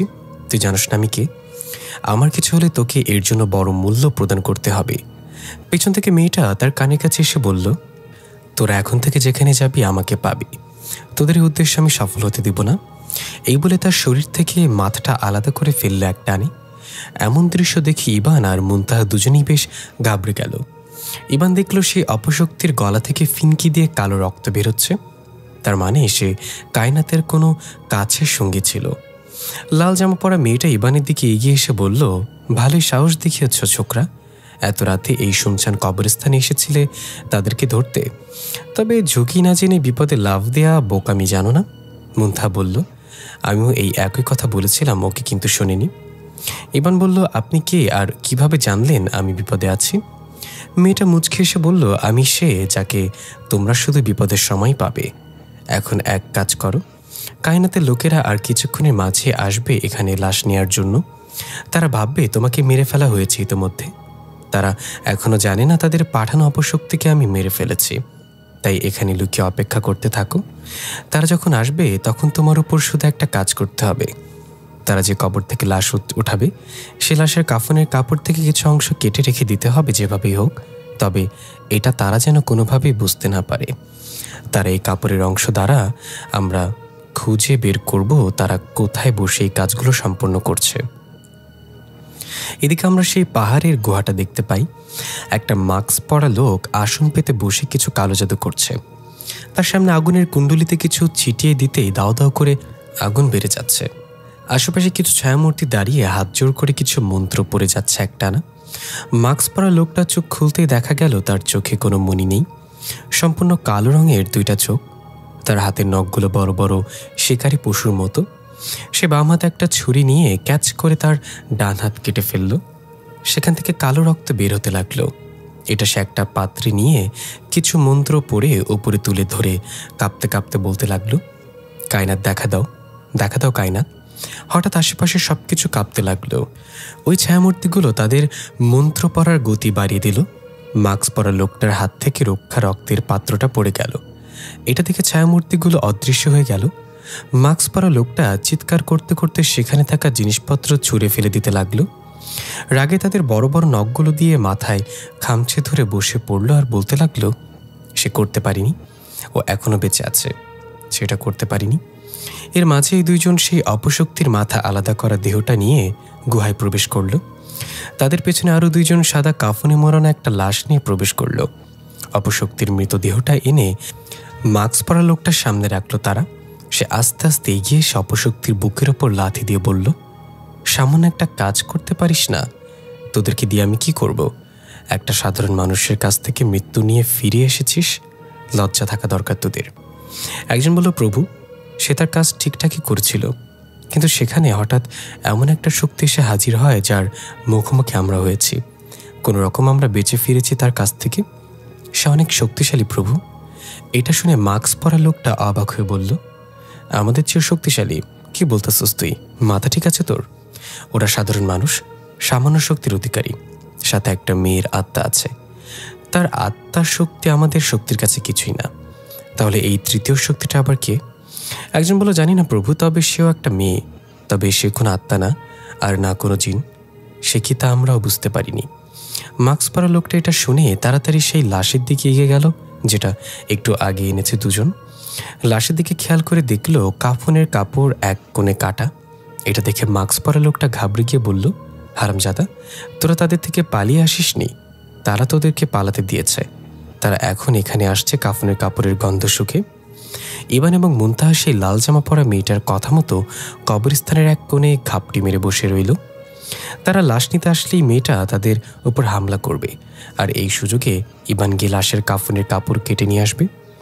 মুনতাহা বলে, লাল জামা পরা মেয়েটাকে বিশ্বাস করা কি উচিত হচ্ছে? সে যদি আমাদের উপকার করতে চায় তাহলে সে তার পরিচয় বলছে না কেন? ইবান বলে, হয়তো সে নিজেকে গোপন রাখতে চায়, আর তাকে আমার ভালোই মনে হচ্ছে। মনে হয় না সে আমাদের কোনো ক্ষতি করবে। তবে মেয়েটা কি একটা রহস্য নিয়ে ঘুরে বেড়ায় সবসময়। পরে জানা যাবে সেটা। এখন আমাদের উচিত সে যেভাবে বলে সেভাবে কাজ করা। মুনতাহা বলল, হ্যাঁ, তোর তো সুন্দরী মেয়ে দেখলে জিব্বা দেড় হাত বের হয়ে আসে। এর আগেও একবার ধরা খাইছিলে, মনে নেই? ইবান একটু হেসে বলল, আচ্ছা বলো তো, একটা মেয়ে একটা ছেলের মাঝে কি কি কোয়ালিটি খুঁজে তাকে ভালোবাসার জন্য? মুনতাহা বলল, প্রথমত ছেলেটা লম্বা হতে হবে, হ্যান্ডসাম হতে হবে, স্টাইলিশ হেয়ার থাকতে হবে, চোখ সুন্দর হতে হবে, হার্টের স্টাইল পুরুষ মানুষের মতো হতে হবে, গায়ের রং কোনো ফ্যাক্ট না, টাকা থাকতে হবে, অন্তত পক্ষে একটা মোটর সাইকেল থাকতে হবে, ফ্যামিলি ব্যাকগ্রাউন্ড ভালো থাকতে হবে, মাদক থেকে দূরে থাকতে হবে। এই তো, এগুলো হলে একটা মেয়ে একটা ছেলে প্রেমে পড়বে। ইবান কিছু না বলে বলদের মতো তাকিয়ে রইল। কি বলবে কিছু বুঝতে পারছে না। মুনতাহা বলল, কি হলো, কিছু বলছো না যে? আচ্ছা এখন তুমি বলো, ছেলেরা একটা মেয়ের মাঝে কি কি কোয়ালিটি খোঁজে? ইবান একটা দীর্ঘশ্বাস ছেড়ে বলল, কোয়ালিটিতে কি করবে, কোনোরকম একটা মেয়ে পেলেই ছেলেরা খুশি। এর মাঝে ইবান লক্ষ্য করল কবরস্থানের লোহার গেটটা খোলার শব্দ। ইবান উকি মেরে তাকিয়ে দেখল 4 জন কালো হুডি পরা লম্বা লম্বা লোক প্রবেশ করছে কবরস্থানে। ইবান মুনতাহাকে চুপ করিয়ে তাদের দিকে এক নজর তাকিয়ে রইল। তারা এমনভাবে হাঁটছে যেন মনে হচ্ছে তারা হাওয়ায় ভেসে চলছে। তাদের পা মাটিতে পড়ছে না, তাদের চেহারাও দেখা যাচ্ছে। এই লাল জামা পরা মেয়েটা গেল কোথায়? তারা তো এসে গিয়েছে, এখন আমি কি করব? মুনতাহা বলল, অপেক্ষা করো, তাদেরকে কবর থেকে লাশ উঠাতে দাও, তারপর যা করার করা যাবে। তার আগে একটা কবরের কাছে থামলো, তারপর 4 জনই হাঁটু গেড়ে বসে পড়ল সেখানে। ওপরের দিকে তাকিয়ে হাত জোর করে কিছু পড়তে লাগলো। হঠাৎ কবর থেকে কালো ধোঁয়া বের হয়ে সেটা একটা মানুষের অবয়ব নিল। অবয়বটা তাদের কাছ থেকে হাত জোর করে বলতে লাগলো, আমাকে নিবেন না দয়া করে, আমাকে এখানে থাকতে দিন। কিন্তু তাদের মাঝে একজন সেই অবয়বটার দিকে একটা ফু দিতেই সেটা চিৎকার করতে করতে অদৃশ্য হয়ে গেল। তারপর একজন সেই কবরের উপর হাত রাখল। কবরটা আপনা আপনি ফাঁকা হয়ে ভেতরে থাকা কাফনে মোড়ানো মৃতদেহটা বেরিয়ে এলো। তারপর আবার কবরটা বন্ধ হয়ে গেল। এদিকে ইবান এবং মুনতাহা দূরে থেকে এইসব দেখছিল। তখনই পেছন থেকে কেউ বলল, ভাই, এখনো তাদেরকে ধরছেন না কেন? ইবান চমকে গিয়ে লাফ দিয়ে পেছনে তাকিয়ে দেখল সেই লোকটা দাঁড়িয়ে আছে, যে সকালে এই খবর ইবানকে দিয়েছিল। ইবান ফিসফিস করে বলল, ধুর মিয়া, আপনি আসলে কি বলেন তো? কতক্ষণ পরপর এসে আচমকা হাওয়ালের মতো মেয়ে করে ওঠেন, একদম ভয় পাইয়ে দেন। লোকটা বলল, আরে তাদেরকে ধরছে না কেন, তারা চলে যাবে তো। ভাগ্যবালা আজকেও তারা আমার কবর খোঁড়েনি। ইবান বলল, বেশি কথা বললে আমি আপনার কবর খোঁড়ে লাশ উঠিয়ে নিব, জানতো মিয়া। মুনতাহা বলল, ইবান তারা লাশ কাঁধে তুলে নিয়েছে, এখন কি করবে? ইবান কিছু বলতে যাবে তখন এই হুডি পরা লোকগুলোর চোখে পড়ল সেই অপশক্তির মাথা আলাদা করা মৃতদেহটা। তারা ঘাবড়ে গিয়ে লাশটা নিয়ে নিচে রেখে সেই মৃতদেহের দিকে এগিয়ে গেল। তারপর একজন আরেকজনকে বলল, যাকে মারার জন্য একে পাঠানো হয়েছিল সে হয়তো বেঁচে গেছে, আর তাকে মেরে পালিয়ে গেছে। কিন্তু কিভাবে? ও অনেক শক্তিশালী ছিল। ওই সাধারণ মানুষ আর তার সাথে থাকা আত্মা মেয়েটার পক্ষে ওকে মারা সম্ভব ছিল না। এখানে অন্য কিছু আছে। এদিকে ইবানের পেছন থেকে ওই লোকটা বারবার বলছিল, এই ভাই, আপনি তাদের ধরছেন না কেন? তারা চলে যাবে তো, ধরেন ওদেরকে। ইবান বিরক্ত হয়ে চেঁচিয়ে উঠে বলল, আব্বে ভূতনিকে, তোর খালারে আমি চিনি, আর একটা কথা বললে তোরে পোস্টমার্টেম করে দিব একদম। এটা শুনে ফেললো ওই 4 জন। তারা ইবানকে দেখে ফেললো এবং তেরে আসলো তার দিকে। তখন সেই লাল জামা পরা মেয়েটার আবির্ভাব হলো। মুনতাহা গিয়ে মেয়েটার পাশে দাঁড়ালো। ওই 4 জন বলল, আমাদের পথ থেকে সরে যা, তুই চিনিস না আমাদের? মেয়েটা বলল, আরে চিনি তোদেরকে, কিন্তু তোরা আমাকে চিনিস না। এখন বল তোদের প্রভুর নাম কি, আর সে এখন কোথায়? যদি না বলিস তাহলে তোদের অবস্থাও তোদের ওই সঙ্গীর মতো হবে, শরীর থেকে মাথা আলাদা করে রাখবো। ওই 4 জন একসাথে হাসতে হাসতে বলল, এটা তুই কখনো জানতে পারবি না, আর আমাদের কিছুই করতে পারবি না। তাহলে দেখ আমরা কারা। এই বলে তারা ঝাঁপিয়ে পড়ল। মেয়েটি ইবানের দিকে তাকিয়ে ইশারা করলো ওই লাশের থেকে কাফনের কাপড় কেটে রাখতে। মেয়েটার মুনতাহা তাদেরকে মারতে মারতে এখান থেকে কিছুটা দূরে নিয়ে গেল, বিভ্রান্ত করার জন্য। এই সুযোগে ইবান তাড়াতাড়ি গিয়ে পড়ে থাকা লাশটার মাথার কাছ থেকে কাফনের কাপড়ের কিছু অংশ কেটে নিল। তখনই লাশের মুখের ওপর থেকে কাপড়টা সরে গেল। ইবান অবাক হয়ে গেল, এটা সেই লোকটার লাশ যে ভয় পাচ্ছিল তার লাশ নিয়ে যাওয়া হবে কিনা। ইবান দেখল এই লোকটা সেখানে দাঁড়িয়ে আছে। তার দিকে তাকিয়ে ইবান বলল, ভাই, আপনার কপাল পুড়ছে, এটা তো আপনার লাশ। লোকটা এগিয়ে এসে লাশের মুখে দেখে মন খারাপ করে বলল, শেষ পর্যন্ত আমার লাশই পেল ওরা। ভাই, দয়া করে আমার লাশটা নিয়ে যেতে দিয়েন না, আমাকে দিয়ে ওরা ভয়ঙ্কর কালো জাদু করবে। ইবান দেখল সময় হাতে নেই, কাফনের টুকরোটাও নেওয়া হয়ে গেছে, এখন যেতে হবে এখান থেকে। তাই লোকটার কথায় কান্না দিয়ে ইবান উঠে তাড়াতাড়ি করে কবরস্থান থেকে বের হয়ে যেতে লাগলো। পেছন থেকে লোকটা কাকুতি মিনতি করে বলল, ভাই, আমাকে ফেলে যাবেন না, ওদের হাত থেকে আমার মৃতদেহটা বাঁচান। কিন্তু ইবানের আর কিছুই করার নেই। দ্রুত হেঁটে কবরস্থানের বাইরে চলে আসলো। এদিকে সেই মেয়েটা আর মুনতাহা যখন বুঝতে পারল ইবান তার কাজ করে ফেলেছে, তখন তারা ওই চারজনকে ছেড়ে দিয়ে তাড়াতাড়ি চলে এলো। ওই চারজন ভাবলো হয়তো ভয়ে তারা পালিয়ে গিয়েছে, তাই তারা এসে সে অপশক্তির মাথা আলাদা করা মৃতদেহ আর লাশটা নিয়ে রওনা হলো পাহাড়ের গুহায়। ইবান কবরস্থানের বাইরে এসে অপেক্ষা করছে মুনতাহা আর সেই মেয়েটার জন্য। কিছুক্ষণ পর তার আসলে ইবান মেয়েটার হাতে কাফনের টুকরোটা দিল। মেয়েটা এক পৈশাচিক হাসি দিয়ে বলল, এবার ওদের প্রভুকেও খুঁজে পাবো, ওদের দরগাও খুঁজে পাবো, চলো আমার সাথে। দৃশ্য ফিরে এলো বর্তমানে। মাস্ক পরা লোকটা তার অনুসারীদের ওপর রেগে আগুন হয়ে গেল। তারা কিভাবে এমন একটা ভুল করতে পারে। তার অনুসারীরা বলল, প্রভু, আমাদের ক্ষমা করে দিন, আমরা বুঝতে পারিনি তারা আমাদের এইভাবে বোকা বানাবে। মাস্ক পরা লোকটা আরও রেগে গিয়ে একজনের গলা চেপে ধরে তাকে উঁচু করে ফেলল আর বলল, আমরা এমন একটা যাত্রায় আছি যেখানে সামান্য ভুল আমাদের সকল পরিকল্পনা নষ্ট করে দিতে পারে। তারা কাফনের টুকরোর গন্ধ শুকে আমাদের আস্তানায় চলে আসবে। এখন তাড়াতাড়ি এসব কিছু নিয়ে আমাদের এই জায়গা ত্যাগ করতে হবে, নতুন জায়গা খুঁজতে হবে। তখনই বাইরে থেকে চিৎকারের শব্দ ভেসে আসলো। মাস্ক পরা লোকটা ঘাবড়ে গিয়ে বলল, তারা চলে এসেছে, তারা চলে এসেছে, তোরা সবাই পেছনের দরজা দিয়ে পালিয়ে যা, তাদেরকে আমি দেখছি। তার কথা মতো অনুসারীরা পেছনের একটা দরজার মতো কিছু একটা খুলে পালিয়ে গেল এক এক করে।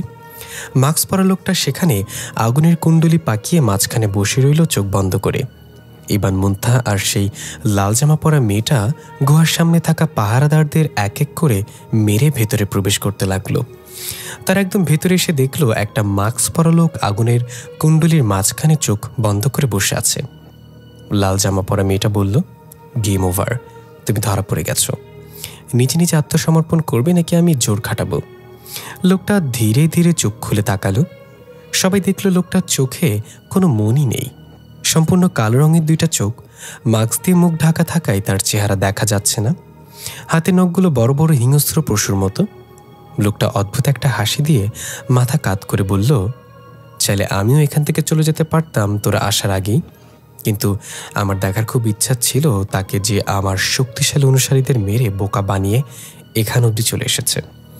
লাল জামা পরা মেয়েটা বলল, ভালো করে দেখে রাখো, হয়তো এটাই হতে পারে তোমার দেখা শেষ চেহারা। এখন নিজের মুখের মাস্ক খুলে আমার কাছে আত্মসমর্পণ করো, আমি দ্বিতীয়বার বলবো না এটা। মাস্ক পরা লোকটা উঠে দাঁড়িয়ে মাথা চুলকিয়ে বলল, আচ্ছা, তোমার এখানে তিনজন আছো, একজন সাধারণ মানুষ, আরেকজন আত্মা, আর তুমি কি সেটা শুধু আমিই জানি। এই জন্য বলি, কার এমন শক্তি যে আমার শক্তিশালী অনুসারীদের মারতে পারে? মেয়েটা বলল, তুমি আমাকে চিনো? মাস্ক পরা লোকটা একটা হাসি দিয়ে বলল, আচ্ছা বলো তো, এমন কি জিনিস আছে যেটা তোমাকে শুধু তোমার আপনজনই দিতে পারে? ইবান বলল, ধোঁকা। লোকটা হেসে বলল, বা তুমি তো আমার ভাবনার চেয়েও বেশি বুদ্ধিমান, একদম ঠিক বলেছ। ধোঁকা শুধুমাত্র আপনজনই দিতে পারে। বিশ্বাসঘাতক সবসময় তোমার আশেপাশে থাকা কাছের মানুষগুলোই হয়, শত্রু কখনো বিশ্বাসঘাতক হয় না। লাল জামা পরা মেয়েটা বলল, অনেক হয়েছে তোমার লেকচার, এবার তৈরি হয়ে নাও। মাস্ক পরা লোকটা তেড়ে আসলো। লাল জামা পরা মেয়েটার সাথে তুমুল লড়াই শুরু হয়ে গেল তার। কেউ কাউকে ছাড় দিচ্ছে না। সে বারবার ইবান আর মুনতাহাকে মারার জন্য এগিয়ে আসছে, কিন্তু মেয়েটা সেটা হতে দিচ্ছে না। মুনতাহা কোনোরকম নিজেকে এবং ইবানকে তার কাছ থেকে রক্ষা করার চেষ্টা করছে। লাল জামা পরা মেয়েটা নিজের পুরো শক্তি দিয়ে তাকে প্রতিহত করছে, কিন্তু তাকে আটকানো যাচ্ছে না। তাকে মারলে তার শরীর থেকে কালো রক্ত বের হয়ে আবার ক্ষতস্থানটা আপনা আপনি নিরাময় হয়ে যাচ্ছে। এটা সবাইকে হয়রান করে তুলছে। লড়াইয়ের এক পর্যায়ে লোকটার মুখ থেকে মাস্ক খুলে গেল। তার বিকৃত মুখটা দেখে লাল জামা পরা মেয়েটা থমকে দাঁড়িয়ে গেল। এটা সেই লোকটা যাকে আমরা প্রথম সেই জামিল নামের লোকটার সাথে লাশ চুরি করতে দেখেছিলাম। সেখানে জামিল তো মারা গিয়েছিল, কিন্তু এই লোকটা মারা যায়নি। তার মুখটা ভয়ঙ্করভাবে আহত হয়েছিল সেদিন, কারণ কাটা হাত তার মুখের ভিতরে ঢুকিয়ে দেওয়া হয়েছিল। তার মুখের ভিতরে কোনো জিহ্বা নেই, মুখের চোয়াল দুই দিকে কাটা, আর তার দাড়ির ওপর আরবিতে লেখা কায়নাত।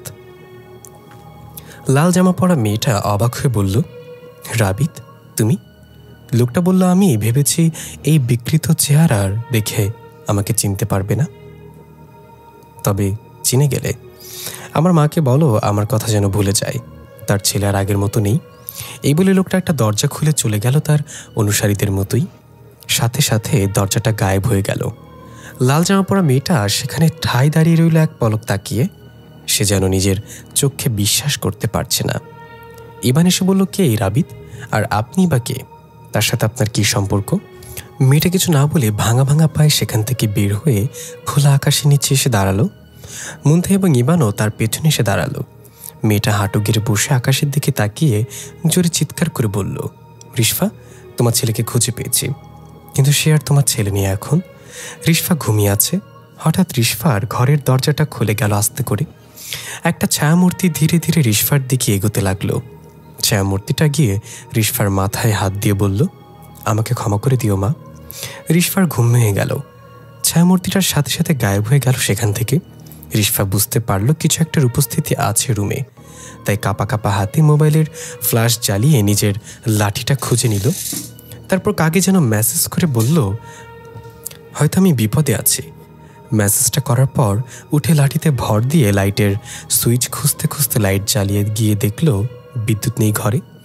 এবার রিশফা নিশ্চিত হলো কেউ তো আছে এখানে, তাই মোবাইলের আলোতে ডাইনিং রুমে গিয়ে পানি পান করল।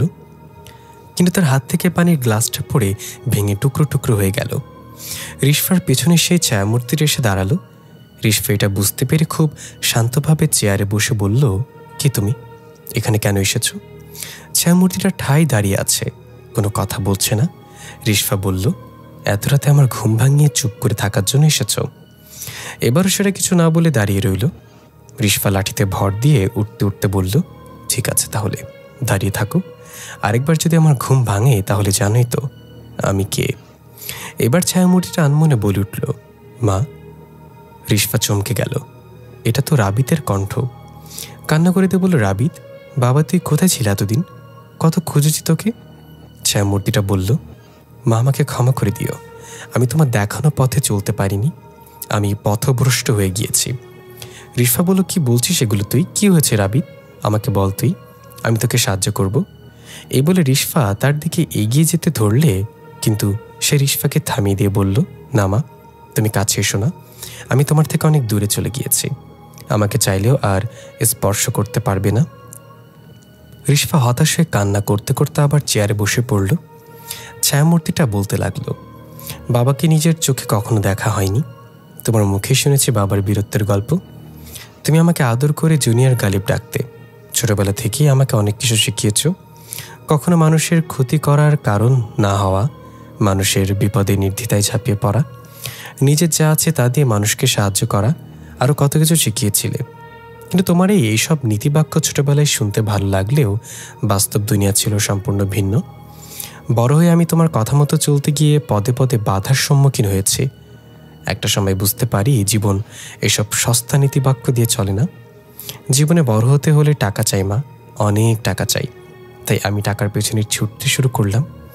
আমি কখনো এমন মধ্যবিত্ত হয়ে টানাটানি করে বেঁচে থাকতে চাইনি।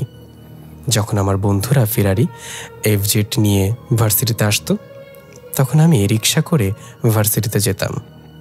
যখন আমার ফ্রেন্ডের হাতে আইফোন সহ দামি দামি ফোন ল্যাপটপ দেখতাম, তখন তোমার ওইসব নীতিবাক্য আমার কাছে খুব তুচ্ছ মনে হতো।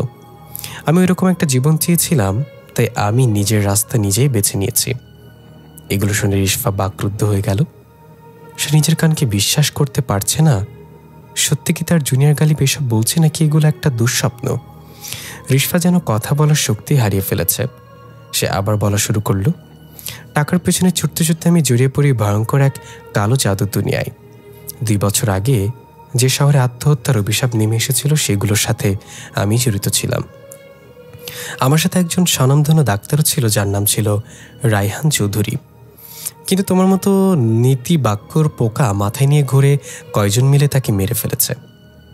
ডাক্তার এসবে জারি চলেছিল কারোর উপর প্রতিশোধ নেওয়ার জন্য, আর আমি জড়িয়েছি টাকার জন্য। কায়নাত আমাকে অনেক টাকা দিয়েছে, অনেক ধন সম্পদ দিয়েছে, যা দিয়ে আমি আমার শখের জিনিসগুলো খুব সহজেই পেতে পারি। আমার কায়নাতকে ডেকে আনতে চেয়েছিলাম জাহান্নাম থেকে, সে আসতে পারিনি ডাক্তারকে মেরে ফেলার জন্য। এই জন্য কায়নাত আমার উপর বেশ রাগান্বিত হয়ে পড়ে। আমি তাকে কথা দিয়েছি যেভাবে হোক ডাক্তারের অপরিপূর্ণ কাজ আমি পূরণ করব।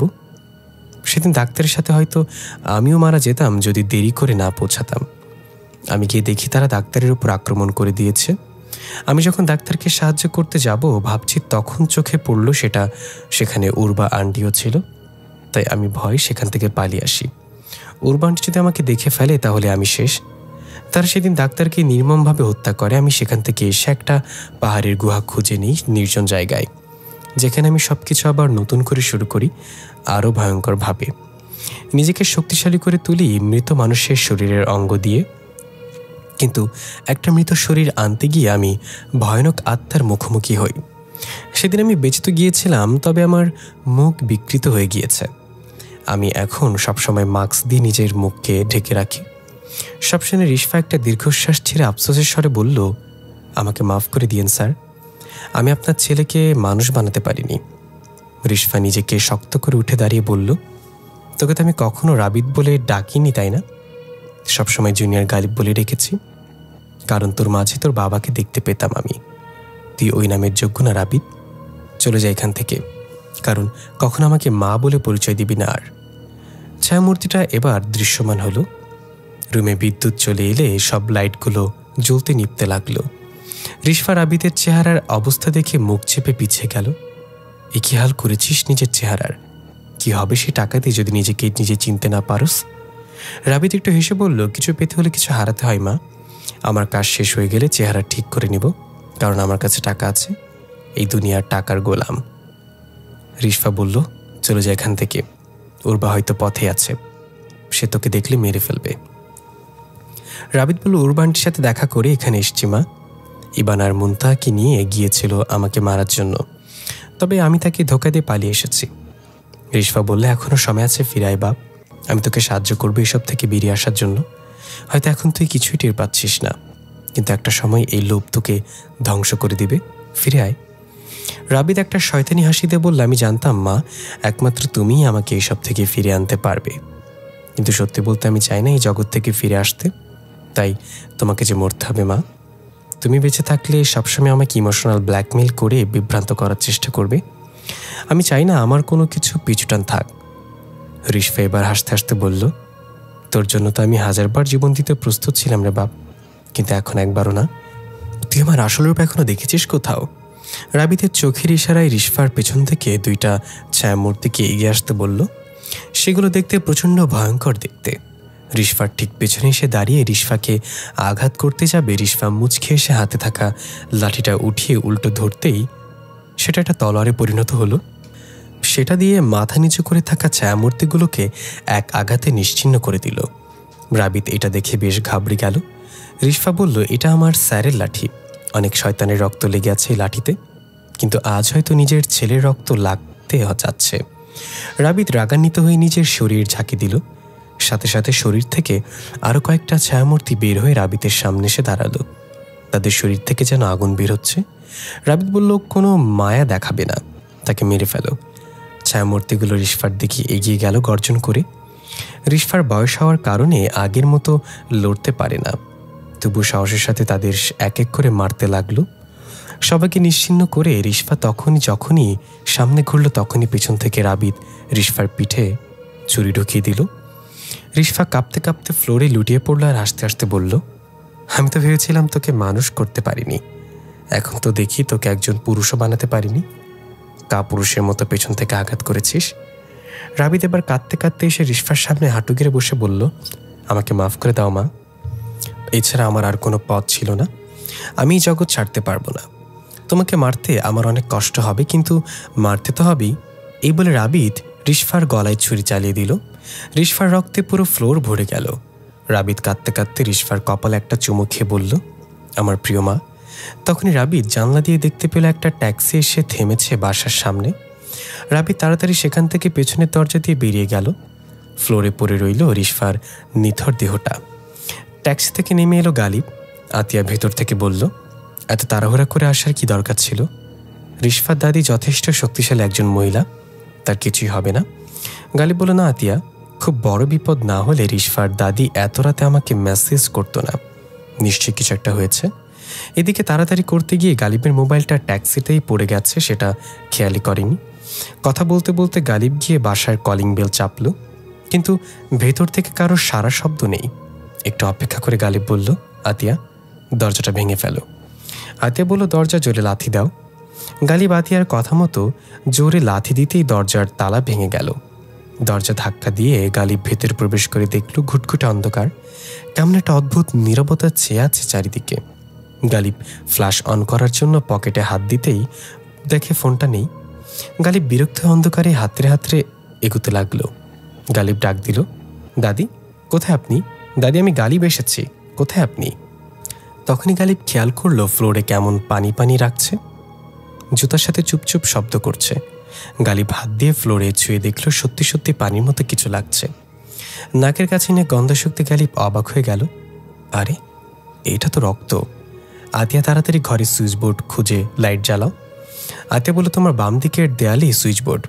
গালিব তাড়াতাড়ি করে লাইট জ্বালিয়ে নিচে তাকাতে রিশফার গলা কাটা নিথর দেহটা দেখে সেখানে বসে পড়ল। গালিবের চোখে পানি টলমল করছে। রিশফা তার আপন কেউ না, কিন্তু তার মৃতদেহটা দেখে বুকের ভিতরে কষ্টে ফেটে যাচ্ছে। ততক্ষণ ইবান, মুনতাহা এবং উর্বাও সেখানে চলে আসলো। লাল জামা পরা মেয়েটাই ছিল উর্বা। উর্বা এসে রিশফার মৃতদেহ দেখে বাকরুদ্ধ হয়ে গেল। গালিব এক কোণে বসে এক নজরে রিশফার দিকে তাকিয়ে আছে চোখের পানি নিয়ে। ইবান এবং মুনতাহা এসে গালিবের পাশে বসল। ইবান গালিবের হাত ধরে বলল, ভাইয়া এসব কিভাবে হলো? উর্বা গিয়ে রিশফার নিথর দেহটা কোলে উঠিয়ে খাটে শুইয়ে দিল। তারপর রিশফার হাত ধরে চুমু খেয়ে কাঁদতে কাঁদতে বলল, রিজভিকে হারানোর পর এই দুনিয়ায় আমার আপন বলতে আপনাকে পেয়েছিলাম। আপনি আমাকে সবসময় বড় বোনের মতো করে আগলে রেখেছেন। আমি আল হিলান জিন গোষ্ঠীর একজন ছিলাম। তারা আমাকে নিয়ে যাওয়ার জন্য কত চেষ্টা করছিল। আপনি তাদের সাথে লড়াই করে আমাকে নিজের কাছে রেখেছেন। কখনো একা হওয়ার কষ্ট বুঝতে দেননি। আপনি আমার মাথার উপর ছায়া ছিলেন রিশফা আপু, আর আমার এই ছায়াকে যে কেড়ে নিয়েছে, আমি তাকে দুনিয়াতে জাহান্নাম দেখাবো, কথা দিলাম। উর্বে এগিয়ে গেল গালিবের দিকে এবং বলল, গালিব কি হয়েছিল? গালিব ভাঙা ভাঙা গলায় বলল, আমি তখন ঘুমানোর প্রস্তুতি নিচ্ছিলাম। হঠাৎ আমার ফোনে একটা মেসেজ আসে। ওপেন করে দেখি রিশফা দাদি লিখেছেন, হয়তো আমি বিপদে আছি। এই মেসেজ দেখে সাথে সাথে আমিও রওনা দিই। আমি বুঝতে পারছিলাম খুব খারাপ কিছু হতে পারে, কিন্তু আমি আসার আগেই। এই বলে গালিব চুপ হয়ে গেল। রিশফার মাথার কাছে গিয়ে বসে পড়ল। উর্বা বলল, আমি বুঝে গিয়েছি এটা কে করেছে। রাবিদ, আমি আসছি, এবার আর আমি দয়া দেখাবো না। রাবিদ নতুন জায়গা খুঁজে নিয়েছে তন্ত্র সাধনা করার জন্য। ঘন জঙ্গলের মাঝে পরিত্যক্ত এক বাড়ি। বাড়ির আশেপাশের গাছগুলো সব মৃত, শুকিয়ে সেভাবেই দাঁড়িয়ে আছে দানবের মতো। এখানে সম্ভবত সূর্যের আলো পৌঁছায় না। বাড়ির ভেতর রাবিদ একটা গোলাকার বৃত্তের ভেতরে বসে আছে চোখ বন্ধ করে। তার সামনে একটা সাদা কাফনে মোড়ানো মৃতদেহ, একটা পাত্রে কিছু কালো রক্ত আর কুণ্ডলিতে আগুন জ্বালানো। পাশে একটা মেয়ের আত্মাকে দেখা যায় কালো কাপড় দিয়ে মুখ ঢেকে রেখে আটকে রাখা হয়েছে। আত্মাটা কিছু বলতে যাচ্ছে, কিন্তু তার মুখ সুই দিয়ে সেলাই করে রাখা। রাবিদ মন্ত্র পড়া শুরু করল। মন্ত্রের শক্তিকে সামনে থাকা লাশটা নড়ে উঠল। রাবিদ একটা পৈশাচিক হাসি দিয়ে সামনের পাত্রে রাখা কালো রক্ত পান করে নিল। তারপর কালো কুচকুচে দাঁতগুলো বের করে ভয়ানক একটা হাসি দিয়ে লাশ জিহ্বাটার টান দিয়ে বের করে ফেলল এবং জোরে টান মেরে সেটা ছিঁড়ে ফেলল। জিহ্বাটা নিয়ে একটা পাত্রে রাখলো। তারপর সেই পাত্রটা উপরে তুলে বলতে লাগলো, কায়নাত, আমি তোমার জন্য আমার সবচেয়ে প্রিয় জিনিস কুরবানি করেছি। দেখা দাও, ফিরে এসো, দেখিয়ে দাও তোমার শক্তি। এই বলে রাবিদ মন্ত্র পড়া শুরু করলো। আশেপাশে সবকিছু কাঁপতে লাগলো। অনেকগুলো ছায়ামূর্তি এসে রাবিদকে গোল করে ঘিরে ধরল। রাবিদের হাতে থাকা জিহ্বার পাত্রটা জোরে কাঁপতে লাগলো। রাবিদ সেটা শক্ত করে ধরে নিজের মতো করে মন্ত্র পড়ে যাচ্ছে। ছায়ামূর্তিগুলো এক এক করে হাঁটু গেড়ে বসে মাথা নাড়িয়ে নাড়িয়ে বলতে লাগলো, স্বাগতম, স্বাগতম। হঠাৎ এক বিকট শব্দে চারপাশের সবকিছু নীরব হয়ে গেল। রাবিত চোখ বন্ধ করে নিচের দিকে মাথা দিয়ে বসে আছে পাত্রটা ধরে। পাত্রে সেই জিব্বাটা নিয়ে এখন ছায়ামূর্তিগুলো আবার রাবিতের সামনে মাথা নিচু করে সেজদায় পড়ে গেল। ধাপ করে চোখ খুলে তাকালো রাবিত। সম্পূর্ণ কালো রঙের, শিকারী দাঁতগুলো হালকা বের হয়ে হিংস্র পশুর মতো গঙ্গাতে লাগলো। চোখ থেকে কালো রক্ত বের হচ্ছে। ধীরে ধীরে উঠে দাঁড়িয়ে ওপরের দিকে তাকিয়ে ভয়ঙ্করভাবে হাসতে লাগলো। ছায়ামূর্তিগুলো একসাথে বলে উঠল, স্বাগতম প্রভু। রিশফার মৃতদেহ খাটিয়ে করে নিয়ে এলাকাবাসী কবরস্থানের দিকে যাচ্ছে। পেছনে উরবা, গালিব, ইবানও ধীরে ধীরে হাঁটছে সবার সাথে। মুনতাহা সেখানে ছিল না। এই দৃশ্য দূর থেকে কেউ একজন অনুসরণ করছিল। তাকে দেখেই বোঝা যাচ্ছিল সে কোনো মানুষ না, একটা অপশক্তি। হঠাৎ পেছন থেকে মুনতাহা উপস্থিত হয়ে বলল, কি ভাই, এভাবে উকিঝুঁকি না মেরে সরাসরি দেখা করলেই তো পারেন। অপশক্তিটা চমকে গিয়ে পেছনে তাকিয়ে মুনতাহাকে দেখে সেখান থেকে পালাতে চাইল, কিন্তু মুনতাহা তার চুল ধরে কয়েকটা আছাড় মেরে বলল, উরবা আপু জানতো রাবিত কাউকে না কাউকে পাঠাবেই তার মায়ের কবর কোথায় দেয়া হয় সেটা দেখার জন্য। তাই আমাকে আগে থেকে এই কাজে লাগিয়ে দিয়েছিল। এখন চল তোকে উরবা আপুর কাছে নিয়ে যাব। অপশক্তিটা কাঁদতে কাঁদতে বলল, আপনি আমার ধর্মের বোন লাগেন আপা, আমাকে ছাইরা দেন, আমি এই এলাকা ছেড়ে অনেক দূর চলে যাব। মুনতাহা তাকে আরও কয়েকটা আছাড় মেরে বলল, তো ওদের আবার ধর্ম রে। রিশফার দাফন কাফন শেষে সবাই চলে গেল যে যার মতো। শুধু দাঁড়িয়ে আছে তিনজন, উরবা, গালিব আর ইবান। কারোর মুখে কোনো কথা নেই। সবার মনে একরাশ মেঘ জমে আছে। উরবার চোখে শুধু রিশফার মৃত্যুর প্রতিশোধ নেয়ার আকাঙ্ক্ষা। ইবান এগিয়ে এসে বলল, আমরা এখন কি করব উরবা আপু? উরবা বলল, মুনতাহা কোথায়? ইবান বলল, সে তার জায়গা মতো আছে, আপনি যেভাবে বলেছিলেন। উরবা বলল, রাবিত তার মায়ের কবর দেখতে অবশ্যই আসবে গোপনে। আমরা ওত পেতে থাকবো। এবার ধরতে পারলে রাবিতকে আমরা ছাড়ব না। এর মাঝেই মুনতাহা সেই অপশক্তিকে নিয়ে হাজির হলো সেখানে। মুনতাহা বলল, আপু আপনি ঠিক ছিলেন, এই ব্যাটা তো দূর থেকে আপনাদের উপর নজর রাখছিল। উরবা এগিয়ে গিয়ে অপশক্তিটার গলা চেপে ধরে বলল, রাবিত এখন কোথায় আছে? সেটা বলল, বিশ্বাস করেন আমি জানি না, আমাকে শুধু বলা হয়েছিল আপনাদের ওপর নজর রাখতে, আর রাবিতের মায়ের কবর কোথায় দেয়া হয় সেটা দেখার জন্য। আর কিছুই জানি না আমি। উরবা এক টানে তার একটা কান ছিঁড়ে ফেলল, জোরে চিৎকার করে উঠল, কিন্তু উরবা তার মুখ চেপে ধরে বলল, যদি আমার কথার সঠিক জবাব না পাই তাহলে এক এক করে তোর প্রত্যেকটা অঙ্গ প্রত্যঙ্গ ছিঁড়ে ফেলবো আমি। তুই মৃত্যুর জন্য প্রার্থনা করবি আমার কাছে। অপশক্তিটা কাঁদতে কাঁদতে বলল, রাবিত এখন হাইওয়ের পাশে যেই বড় জঙ্গলটা আছে সেটার অনেক ভেতরে পরিত্যক্ত বাড়িতে আছে, কিন্তু আপনারা হয়তো দেরি করে ফেলেছেন।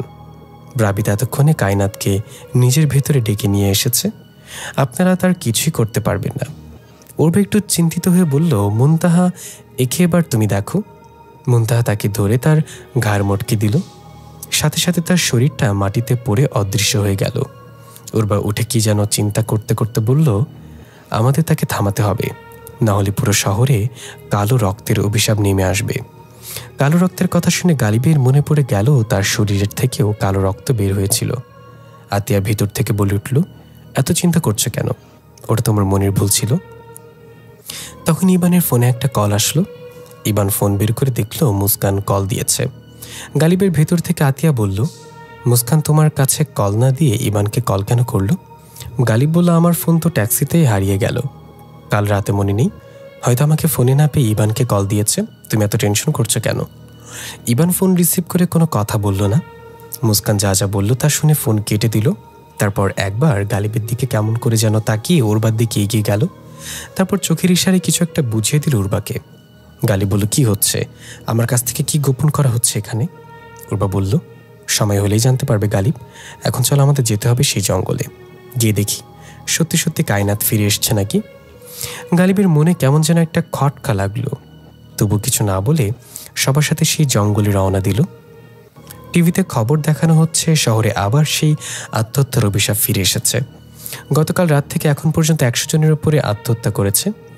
যারা আত্মহত্যা করেছে তারা সবাই যে কোনো এক কবরস্থানের সামনে গিয়ে নিজের গলা নিজেই কেটে ফেলেছে।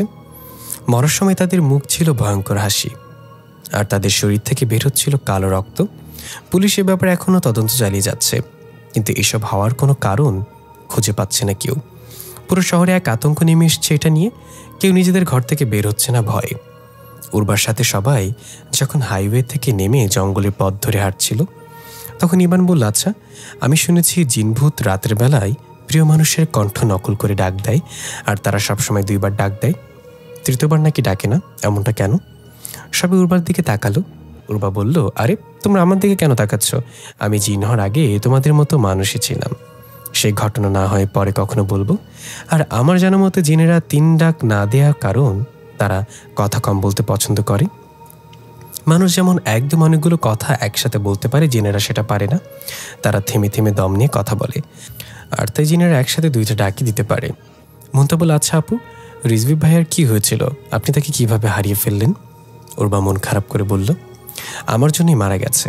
আল হিলান জিনজাতি আমাকে নিয়ে যাওয়ার জন্য আসতো প্রায়। তারা আমাকে অনেকবার সতর্ক করেছিল তাদের সাথে না গেলে আমার বড় কোনো ক্ষতি হবে, কিন্তু আমি বুঝতে পারিনি তারা রিজভিকে মেরে ফেলবে। মুনতাহ মন খারাপ করে বলল, আপনি কি তাদেরকে এমনি ছেড়ে দিয়েছেন? রিজভি ভাইয়ের মৃত্যুর বদলা নেননি? উর্বা হেসে বলল, তোমার কি মনে হয় আমি তাদেরকে এখনো বাঁচিয়ে রেখেছি? আমি রিজভির মৃত্যুর বদলা নিতে সমগ্র আল হিলান জাতির বিরুদ্ধে যুদ্ধ করেছি। সেসব কথা অন্যদিন বলা যাবে। এখন গালিব, তুমি এমন প্যাঁচার মতো মুখ করে হাঁটছো কেন? আইনি সমস্যা? গালিব কেমন যেন অন্য মনস্ক ছিল। উর্বার কথায় ধ্যান ফিরে পেয়ে বলল, না না আপু, আমি ঠিক আছি। তখনই মনে হলো পেছন দিক দিয়ে কেউ দৌড়ে চলে গেল খুব দ্রুত। সবাই পেছনে তাকিয়ে দেখলো কেউ নেই। হঠাৎ কয়েকটা বানর চিচি শব্দ করে এক গাছ থেকে আরেক গাছে লাফিয়ে লাফিয়ে চলে গেল। উর্বা বলল, আমরা খুব কাছাকাছি আছি, সবাই সতর্ক থেকো, ওরা আশেপাশে আছে। বলতে না বলতে আকাশের বর রুটির মতো চাঁদটা মেঘে ঢেকে গেল। চারপাশে অন্ধকার নেমে এলো। উদ্ভট একটা গন্ধ নাকে এসে লাগলো। উর্বা বলল, এটা মানুষের মাংস পচা গন্ধ। আর আমরা এখন যেখানে দাঁড়িয়ে আছি এটা একটা অনেক পুরনো কবরস্থান। ব্রিটিশ আমলে কৃতদাসদের মেরে এখানে মাটি চাপা দেয়া হতো। হঠাৎ আশপাশ থেকে অনেক আত্মা জড়ো হতে লাগলো। সবার পরনের সাথে লুঙ্গি, মাথায় গামছা বাঁধা। তাদের শরীরে অনেক আঘাতের চিহ্ন। রাগে তাদের চোখে যেন ফেটে পড়ছে। উর্বা বলল, আমরা আপনাদের কোনো ক্ষতি করার জন্য আসিনি। এখানে আশেপাশে কোনো পরিত্যক্ত বাড়ি আছে, আমরা সেখানে এসেছি। কিন্তু তারা উর্বার কথা বিশ্বাস না করে বলল, তোরা আমাদের মেরেছিস, এখন আমরা তোদের মেরে ফেলব। এই বলে একজন কৃতদাস উর্বার উপর হামলা করতে চাইলে উর্বা ভয়ঙ্কর রূপ ধারণ করে তাকে ধরে ফুটবলের মতো ছুঁড়ে ফেলে দিল। এদিকে সেখানে সব আত্মা ভয় পেয়ে গেল। উর্বা বলল, আমি আর কাউকে আঘাত দিতে চাই না, ভালো ভালো আমাদের পথ থেকে সরে যান আপনারা। তারা ভেবেছিল এখানে সবাই সাধারণ মানুষ। উর্বার এই রূপ দেখে এক এক করে সবাই অদৃশ্য হয়ে যেতে লাগলো। যাওয়ার আগে একজন বলে গেল, আপনারা এই যেই পরিত্যক্ত বাড়িটা খুঁজছেন সেটা ডান দিকে গিয়ে একটা আগালেই পাবেন একটু। উর্বার স্বাভাবিক রূপে ফিরে এসে বলল, চলো তাহলে যাওয়া যাক। সবাই উর্বাকে অনুসরণ করে সেখানে পৌঁছালো। এই জায়গাটা মনে হচ্ছে সম্পূর্ণ অভিশপ্ত। আশেপাশে সব গাছগাছালি মরা, গাছে কোনো পাতা নেই। একটা ঘর দেখা যাচ্ছে লতা পাতায় ঘেরা। সবাই ধীরে ধীরে প্রবেশ করে দেখতে পেল কিছুই নেই সেখানে, শুধু জিব্বাবিহীন একটা লাশ পড়ে আছে। ইবান বলল, উর্বা আপু, এই লাশ এখানে? উর্বা বলল, যা সন্দেহ করেছিলাম তাই হয়েছে। রাবিদ কায়নাতকে ফিরিয়ে এনে এখানে থেকে চলে গেছে। এখন আবার নামবে শহরে আত্মহত্যার অভিশাপ। রাবিদকে থামাতে হবে, কায়নাতকে আবার জাহান্নামে ফেরত পাঠাতে হবে। মুনতাহা বলল, রাবিদকে খুঁজে বের করব কিভাবে? এখন সে তখন সম্পূর্ণভাবে কায়নাতের দখলে আছে, তাকে খুঁজে বের করা কঠিন হয়ে যাবে। উর্বি ইবানের দিকে তাকিয়ে হালকা হেসে গালিবকে পেছন থেকে খপ করে ধরে ফেলে বলল। গালিব চিৎকার করে উঠল, আপু কি করছেন? ছাড়েন আমাকে, আমার সাথে কি করার চেষ্টা করছেন আপনারা? উর্বা বলল, তোমার সাথে না গালিব, আমরা যা করার তোমার ভেতরে থাকা তার সাথে করব। সে আতিয়া না। গভীর রাতে কালো হুডি গায়ে পরা, মাস্ক পরা লোকটা রাস্তা দিয়ে হেঁটে যাচ্ছে ঝুম বৃষ্টি মাঝে। লোকটার চোখে আগুনের মতো লাল টকটকে, মাঝে মাঝে বিদ্যুৎ চমকাচ্ছে আকাশে। চারপাশ থেকে মানুষের আত্মচিৎকার ভেসে আসছে। প্রিয়জন হারানোর আর্তনাদে শহরের বাতাস ভারী হয়ে গিয়েছে। লোকটা যেদিকে দিয়ে হেঁটে যাচ্ছে সেদিকের প্রতিটা বাড়িতে কেউ না কেউ মারা যাচ্ছে। এ যেন এক ভয়ঙ্কর অভিশাপ। লোকটা হাঁটতে হাঁটতে গিয়ে একটা কবরস্থানে প্রবেশ করল। সে যেদিকে দিয়ে যাচ্ছে সেদিকের কবরস্থানগুলো থেকে কালো ধোঁয়া বেরোতে লাগলো। সে সে গিয়ে একটা কবরের সামনে দাঁড়িয়ে কিছুক্ষণ চুপ করে থেকে নিজের মুখের মাস্কটা খুলে ফেলল। এটার কেউ না বরং রাবিদ, কিন্তু এ যেন এক অন্য রাবিদ। ভয়ঙ্কর পৈশাচিক চেহারার মাঝে অসংখ্য আঘাতের চিহ্ন। জিহ্বাবিহীন মুখটা খুলে অদ্ভুত এক হাসি দিয়ে কবরের সামনে বসে বলতে লাগলো, প্রিয় মা, তোমাকে মারতে আমার অনেক কষ্ট হয়েছে, কিন্তু এই ত্যাগের বিনিময়ে আমি পূর্ণ শক্তি লাভ করেছি। এখন এই শহরে রাজত্ব আমার। হঠাৎ কবরের আশেপাশের গোলাকার বৃত্তে আগুন জ্বলে উঠল। রাবিত একটা আগুনের বৃত্তের মাঝে বন্দী হয়ে গেল। রাবিত উঠে চারপাশে তাকিয়ে হিংস্র পশুর মতো গড়গড় করতে লাগলো। তখনই কবরস্থানের আশপাশ থেকে বেরিয়ে এলো উর্বা, পেছন পেছন বেরিয়ে এলো গালিব, ইবান, মুনতাহা আর মুস্কান। এটা দেখে রাবিত হাসতে হাসতে বলল, আচ্ছা, তোরা তাহলে বেঁচে আছিস এখনো? আমি তো গালিবের ভেতরে থাকা আমার অনুসারীকে দায়িত্ব দিয়েছিলাম ওই জঙ্গলে তোদের সবাইকে মেরে ফেলতে, কিন্তু হারামিটা সেটা পারিনি। কিন্তু কিভাবে? সে তো আমার কাছে এসে বলেছিল তোদেরকে মেরে ফেলেছে। উর্বা বলল, রাবিত, তুমি এতটা নিচে কিভাবে নামতে পারলে? তোমার বাবা যে সব শয়তানদের সাথে লড়াই করতে গিয়ে মারা গিয়েছে, তুমি কিনা শেষ পর্যন্ত তাদের পথ অনুসরণ করলে? নিজের ওপর নিজের ঘৃণা হয় না তোমার? রাবিদ রাগান্বিত হয়ে বলল, এসব ইমোশনাল কথা যাতে শুনতে না হয় সেই জন্যই নিজের মাকে পর্যন্ত মেরে ফেলেছে আমি। এখন উর্বানটি, তুমি এসব কথা বলা শুরু করেছ, তাহলে তোমাকেও মরতে হবে। উর্বা হাসি দিয়ে বলল, আমাকে মারবে? আমি জানি এই সাহস তুমি কোথায় পাচ্ছ, তবে জেনে রেখো, তোমার ভেতরে থাকা যেই শক্তির ওপর ভরসা করে তুমি এইসব কথা বলছো, তোমাকে আমার হাত থেকে সেও বাঁচাতে পারবে না। রাবিদ রাগান্বিত হয়ে গোলাকার বৃত্তে জ্বলতে থাকা আগুনগুলো এক নিঃশ্বাসে চুমুক দিয়ে নিজের মুখে নিয়ে নিল সব। এরপর নিঃশ্বাসের সাথে আবার আগুন ছুঁড়ে মারল গালিব, ইবানদের দিকে। উর্বা চোখের পলকে গিয়ে গালিবদের সামনে দাঁড়িয়ে সব আগুন নিজের শরীরে নিল, কিন্তু এতে উর্বার কিছুই হলো না। রাবিদ আকাশের দিকে তাকিয়ে জোরে গর্জন করে উঠল। মুষলধারে বৃষ্টির সাথে আকাশে বজ্রপাতের শব্দ হলো কয়েকবার। রাবিতের শরীর থেকে এক এক করে অনেকগুলো ছায়ামূর্তি বের হয়ে তার সামনে দাঁড়ালো। তারা দেখতে খুবই ভয়ানক আর হিংস্র ছিল। রাবিত হাসতে হাসতে বলল, উর্বানটি, আপনি অনেক শক্তিশালী জানি, কিন্তু এদের সবার সাথে লড়াই করে আপনি জিততে পারবেন না। আজকে আপনাদের সবাইকে এখানে মেরে আমার পথের কাঁটা চিরজীবনের জন্য দূর করে দিব। ইবান একটু টিটকারি করে বলল, কায়নাত ভয় পেয়ে তার চালাপেলা আগে পাঠাচ্ছে। সাহস থাকলে কায়নাত কেন বেরিয়ে আসছে না? গালিবও ইয়ার্কি করে বলল, এভাবে না ইবান, কায়নাত রাগ হয়ে গেলে আমাদের ছিঁড়ে খেয়ে ফেলবে। এমনিতেই ভয়ে আমাদের হাওয়া টাইট হয়ে আছে। রাবিত রাগে গড়গড় করতে করতে কিছু বলতে যাবে তার আগে উর্বা একটু মুচকে এসে বলল, তোমার বাবা মানে আমাদের গালিব স্যার একটা কথা বলতে সবসময়, বিজয়ের উল্লাস খুব তাড়াতাড়ি করতে নেই, এতে গেম উল্টো যেতে পারে। এই বলে উর্বা শেষ বাজাতে আশপাশ থেকে পরিমাণে সাদা জুব্বা পরা লম্বা লম্বা দানবের আবির্ভূত হলো। এটা দেখে রাবিত প্রচণ্ড ঘাবড়ে গিয়ে বলল, এরা তো আল হিলান জাতির জিন, আপনার সাথে তো এদের যুদ্ধ চলেছে অনেক আগে থেকেই, তাহলে এরা এখানে কেন? উর্বা ভয়ঙ্কর এক হাসি দিয়ে চোখ বন্ধ করে ফেলল। আমরা চলে গেলাম একটু আগে। গালিব অবাক হয়ে বলল, আমার মাঝে আতিয়া না মানে? তাহলে এটা কে? উর্বা বলল, তাকে বের করে আনো, সে নিজের মুখেই বলবে সে কে। গালিব নিজের কনিষ্ঠ আঙ্গুলে জোরে চাপ দিতে ধরতেই চিৎকার করতে করতে গালিবের ভেতর থেকে আতিয়ার আত্মা বের হয়ে এলো। গালিব বলল, সত্যি করে বলো কে তুমি? আত্মাটা বলল, গালিব, এগুলো কি ধরনের কথা বলছো? আমি আতিয়া, তুমি প্লিজ এদের কথা বিশ্বাস করো না। উর্বা বলল, আচ্ছা, তুমি যদি আতিয়া হও তাহলে গালিবের ভেতরে প্রবেশ করো আবার, এরপর আমি গালিবের শরীর থেকে রক্ত ঝরাবো। সেই রক্ত যদি কালো হয় তাহলে মনে করো তুমি শেষ। এবার আত্মাটা আমতা আমতা করে বলল, না মানে এটা কি ধরনের কথা? গালিবের শরীর থেকে রক্ত ঝরলে তো ব্যথা পাবে। গালিব এবার সন্দেহ করতে লাগলো এবং বলল, সেটা আমি বুঝবো, তুমি আমার শরীরে প্রবেশ করো। এবারও সে ইতস্তত বোধ করে কথা ঘোরাতে লাগলো।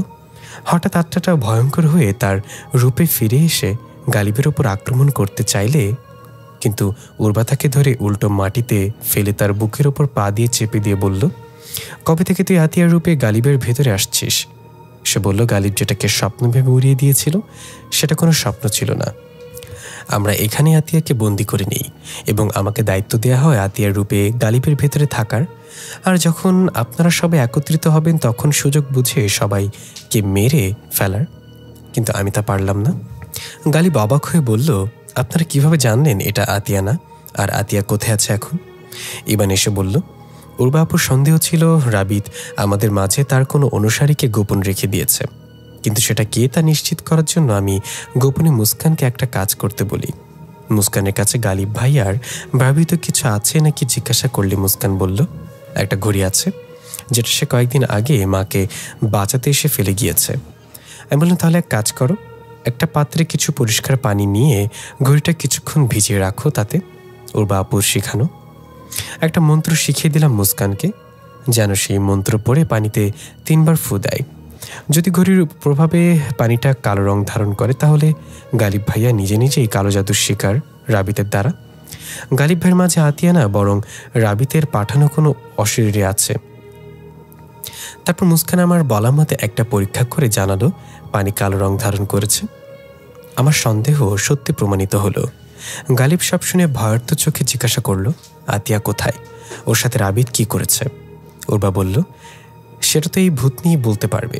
এখন ভালো ভালো বলো, আতিয়া কোথায় আর রাবিত কোথায়? আত্মাটা হাসতে হাসতে বলল, তোরা কখনো প্রভুকে হারাতে পারবি না। প্রভু এখন অনেক শক্তিশালী, কায়নাত ফিরে এসেছে। প্রভুর শরীরে এখন কায়নাত বাস করে, তোরা কখনো পারবি না তাদের সাথে।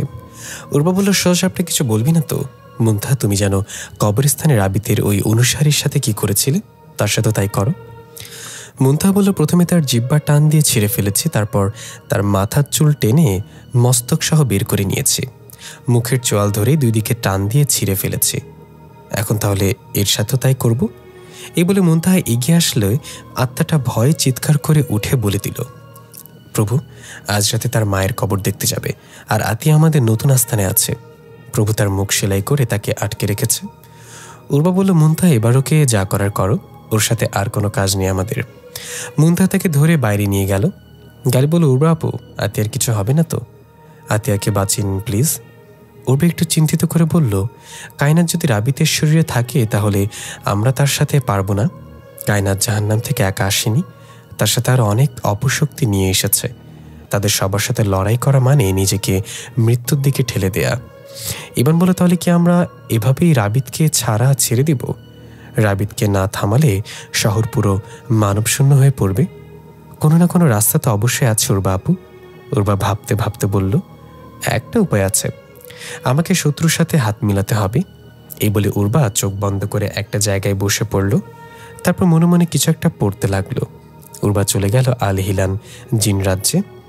আল হিলানের বর্তমান রাজা সার্বিয়া উর্বাকে দেখে প্রচণ্ড রাগে তাকে বন্দি বানানোর হুকুম দিল।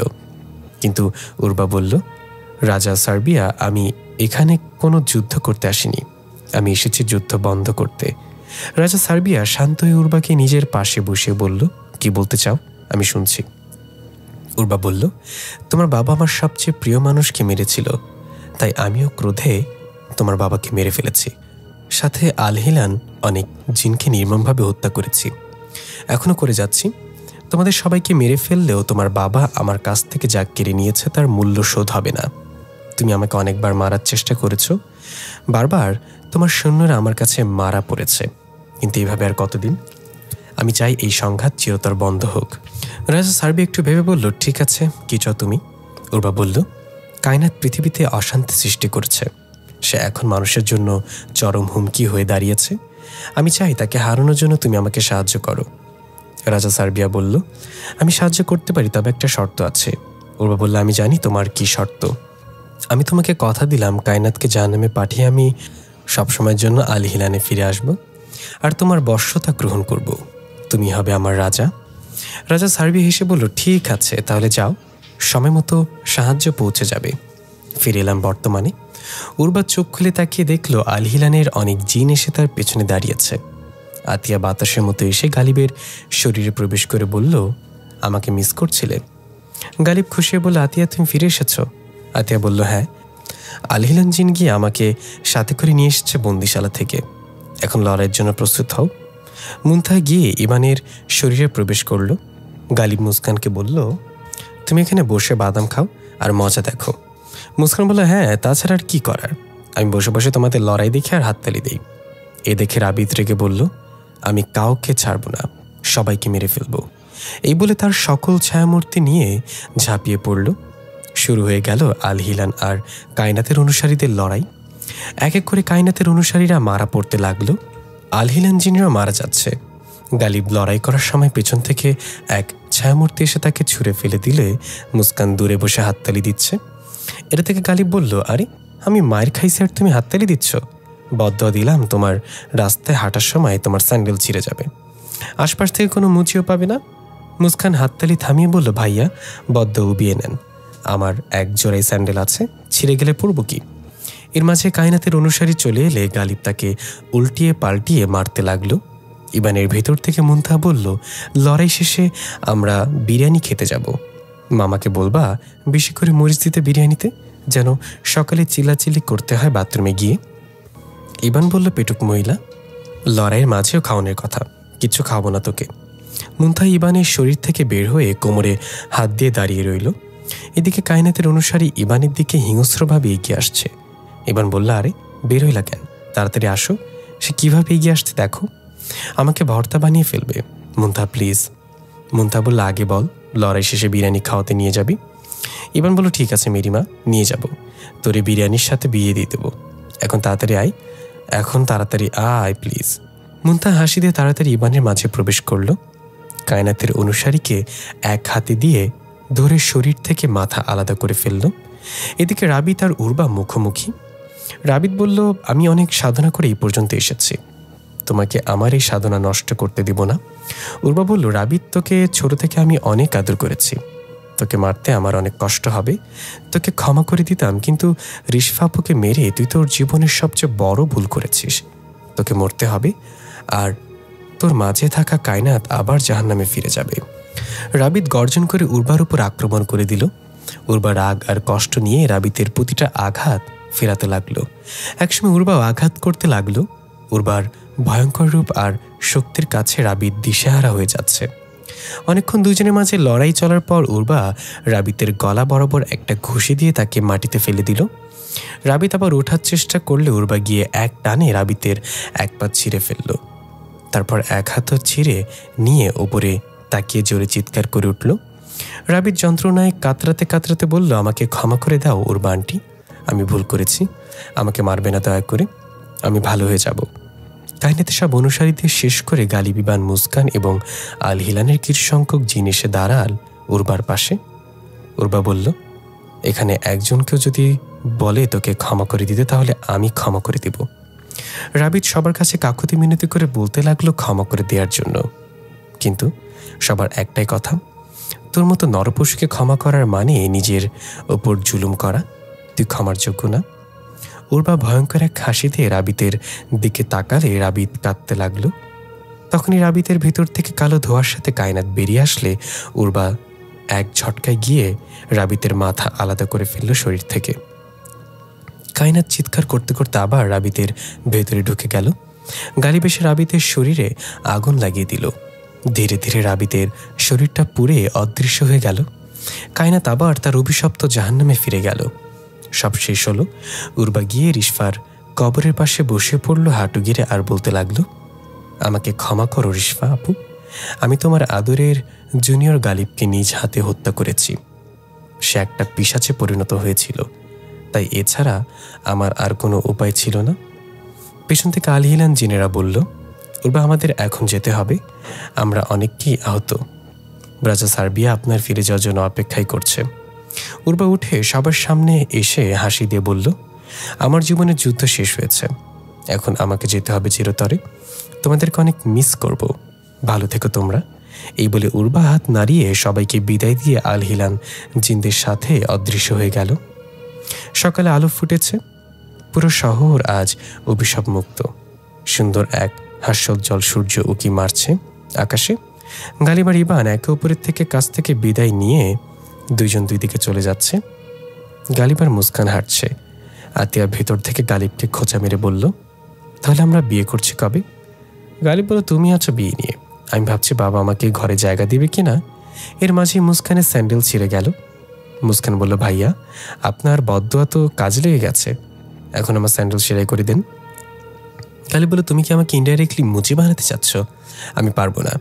আতিয়া বলল, পারবা না মানে? তোমার বদদোয়ার জন্যই তো ওর স্যান্ডেল ছিঁড়েছে। গালিব দৌড় দিয়ে বলল, পারবো না আমি। মুস্কানও স্যান্ডেল খুলে গালিবের পেছনে দৌড়াতে লাগলো। ইবান আর মুনতাহা হাঁটছে। মুনতাহা বলল, বিরিয়ানি খাবে কবে?